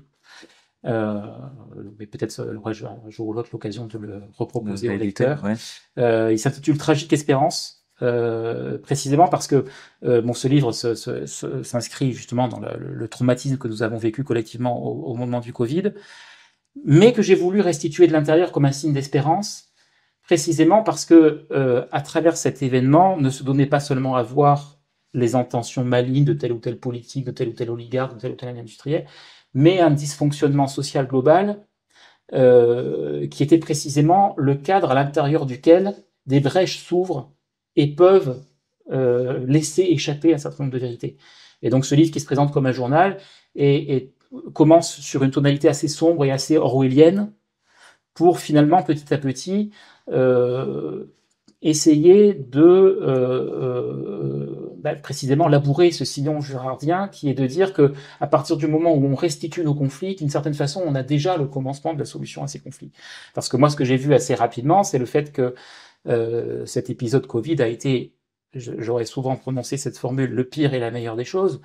La meilleure des choses dans le sens où précisément cette espèce de crise de folie collective a permis à certains, et dont moi, des processus de prise de conscience qui nous ont mis en route, nous ont permis de dépasser un certain nombre de cadres conceptuels étroits et nous ont permis de nous rencontrer, d'opérer des rencontres par-delà un certain nombre de clivages trop faciles, mais il y a tout de suite le risque de la refermeture, c'est-à-dire l'idée qu'on a vécu ensemble une expérience tellement exceptionnelle qu'elle nous permet de créer une nouvelle clôture identitaire entre les purs, les impurs, ceux qui ont compris, ceux qui n'ont pas compris, et donc à partir de ce qui aurait pu être un signe, de nouveau produire un masque, c'est-à-dire l'entre-soi de ceux qui ont eu raison avant tout le monde. Et donc c'est une forme de réflexion sur ce que les interactions humaines ont pu donner à voir à ce moment-là, avec toutes sortes d'épisodes tragicomiques, mais les regarder avec, peut-être que le mot est galvaudé, mais les regarder avec amour, c'est-à-dire ne pas les regarder, encore une fois, comme étant le fait de gens dépourvus du sens commun et face auxquels on peut se rassurer du fait que nous, on n'est pas comme eux. Ça veut dire précisément qu'il y a quelque chose de littéraire qui surgissait de cette espèce de foisonnement de récits produits par l'information en continu, produits par les réseaux dissidents, et donc tout ça produisant une cacophonie que le tragique peut restituer sous la forme d'une polyphonie, et c'est pour ça que j'ai proposé cet oxymore tragique espérance. Voilà, bon, ce livre en l'état actuellement n'est plus disponible, et je réfléchis soit à la possibilité de faire une suite, parce que précisément on voit bien qu'on est dans une période de crise sacrificielle où une fois qu'on a évacué l'épisode Covid, on va toujours chercher quelque chose qui va permettre de recristalliser. Donc soit faire une suite, peut-être sous une forme plus structurée, puisque là ça assume la forme journal, et donc on voit j'ai choisi de faire en sorte, et j'espère que ça se verra dans 30 ans ou 40 ans, j'ai choisi de faire en sorte que mon propre itinéraire de compréhension se voit à la fois dans ses faiblesses et ses forces que je peux pas moi-même tout à fait évaluer pour l'instant. Voilà, mais tragique espérance, voilà, c'est ça peut-être le mot d'ordre. Oui, oui. Puis qui contient presque tout ce qu'on a dit dans cet entretien, voilà, au fond. Ce que j'ai essayé de la dire. Tragédie d'espérance, l'espérance, les conflits mis en scène, nos contradictions et certaines conscience ou clairvoyance dessus, permettant peut-être d'aller s'en libérer progressivement. Merci beaucoup, Benoît. Est-ce que je te laisse le mot de la fin sur la question peut-être recentrée de cette euthanasie, suicide assisté qui vont passer devant les sénateurs et pour les citoyens qui nous écoutent. Est-ce que tu as un mot de la fin, une conclusion? Être toujours aux aguets par rapport à des termes qui nous paraissent tellement évidents qu'ils peuvent très facilement faire l'objet de contrefaçons, soit dans un sens positif, soit dans un sens négatif. Et je vois beaucoup effectivement circuler cette notion de sacré autour de ces sujets sociétaux. Et attention, le sacré, c'est comme la parole, c'est la pierre et meilleure des choses. Effectivement, il y a quelque chose qui se joue du sacré à travers cette façon qu'on a d'installer un nouveau rapport à la vie humaine. Mais ça n'est pas simplement la convocation du sacré comme une espèce de talisman qui va nous libérer de quoi que ce soit. Je trouve qu'il y a dans les milieux dissidents une certaine facilité à convoquer le sacré en mode déploration. Hein, on a perdu le sacré, il faudrait revenir au sacré. Mais je crois que ceux-là même qui aujourd'hui déplorent la perte du sacré n'ont pas tout à fait conscience de ce qui est en jeu dans le sacré. Donc un appel à la prudence, à la fois à ceux qui pensent qu'ils en sont débarrassés et à ceux qui pensent que le simple fait de l'appeler à notre secours va résoudre tous les problèmes, comme si nous n'étions pas nous-mêmes une partie.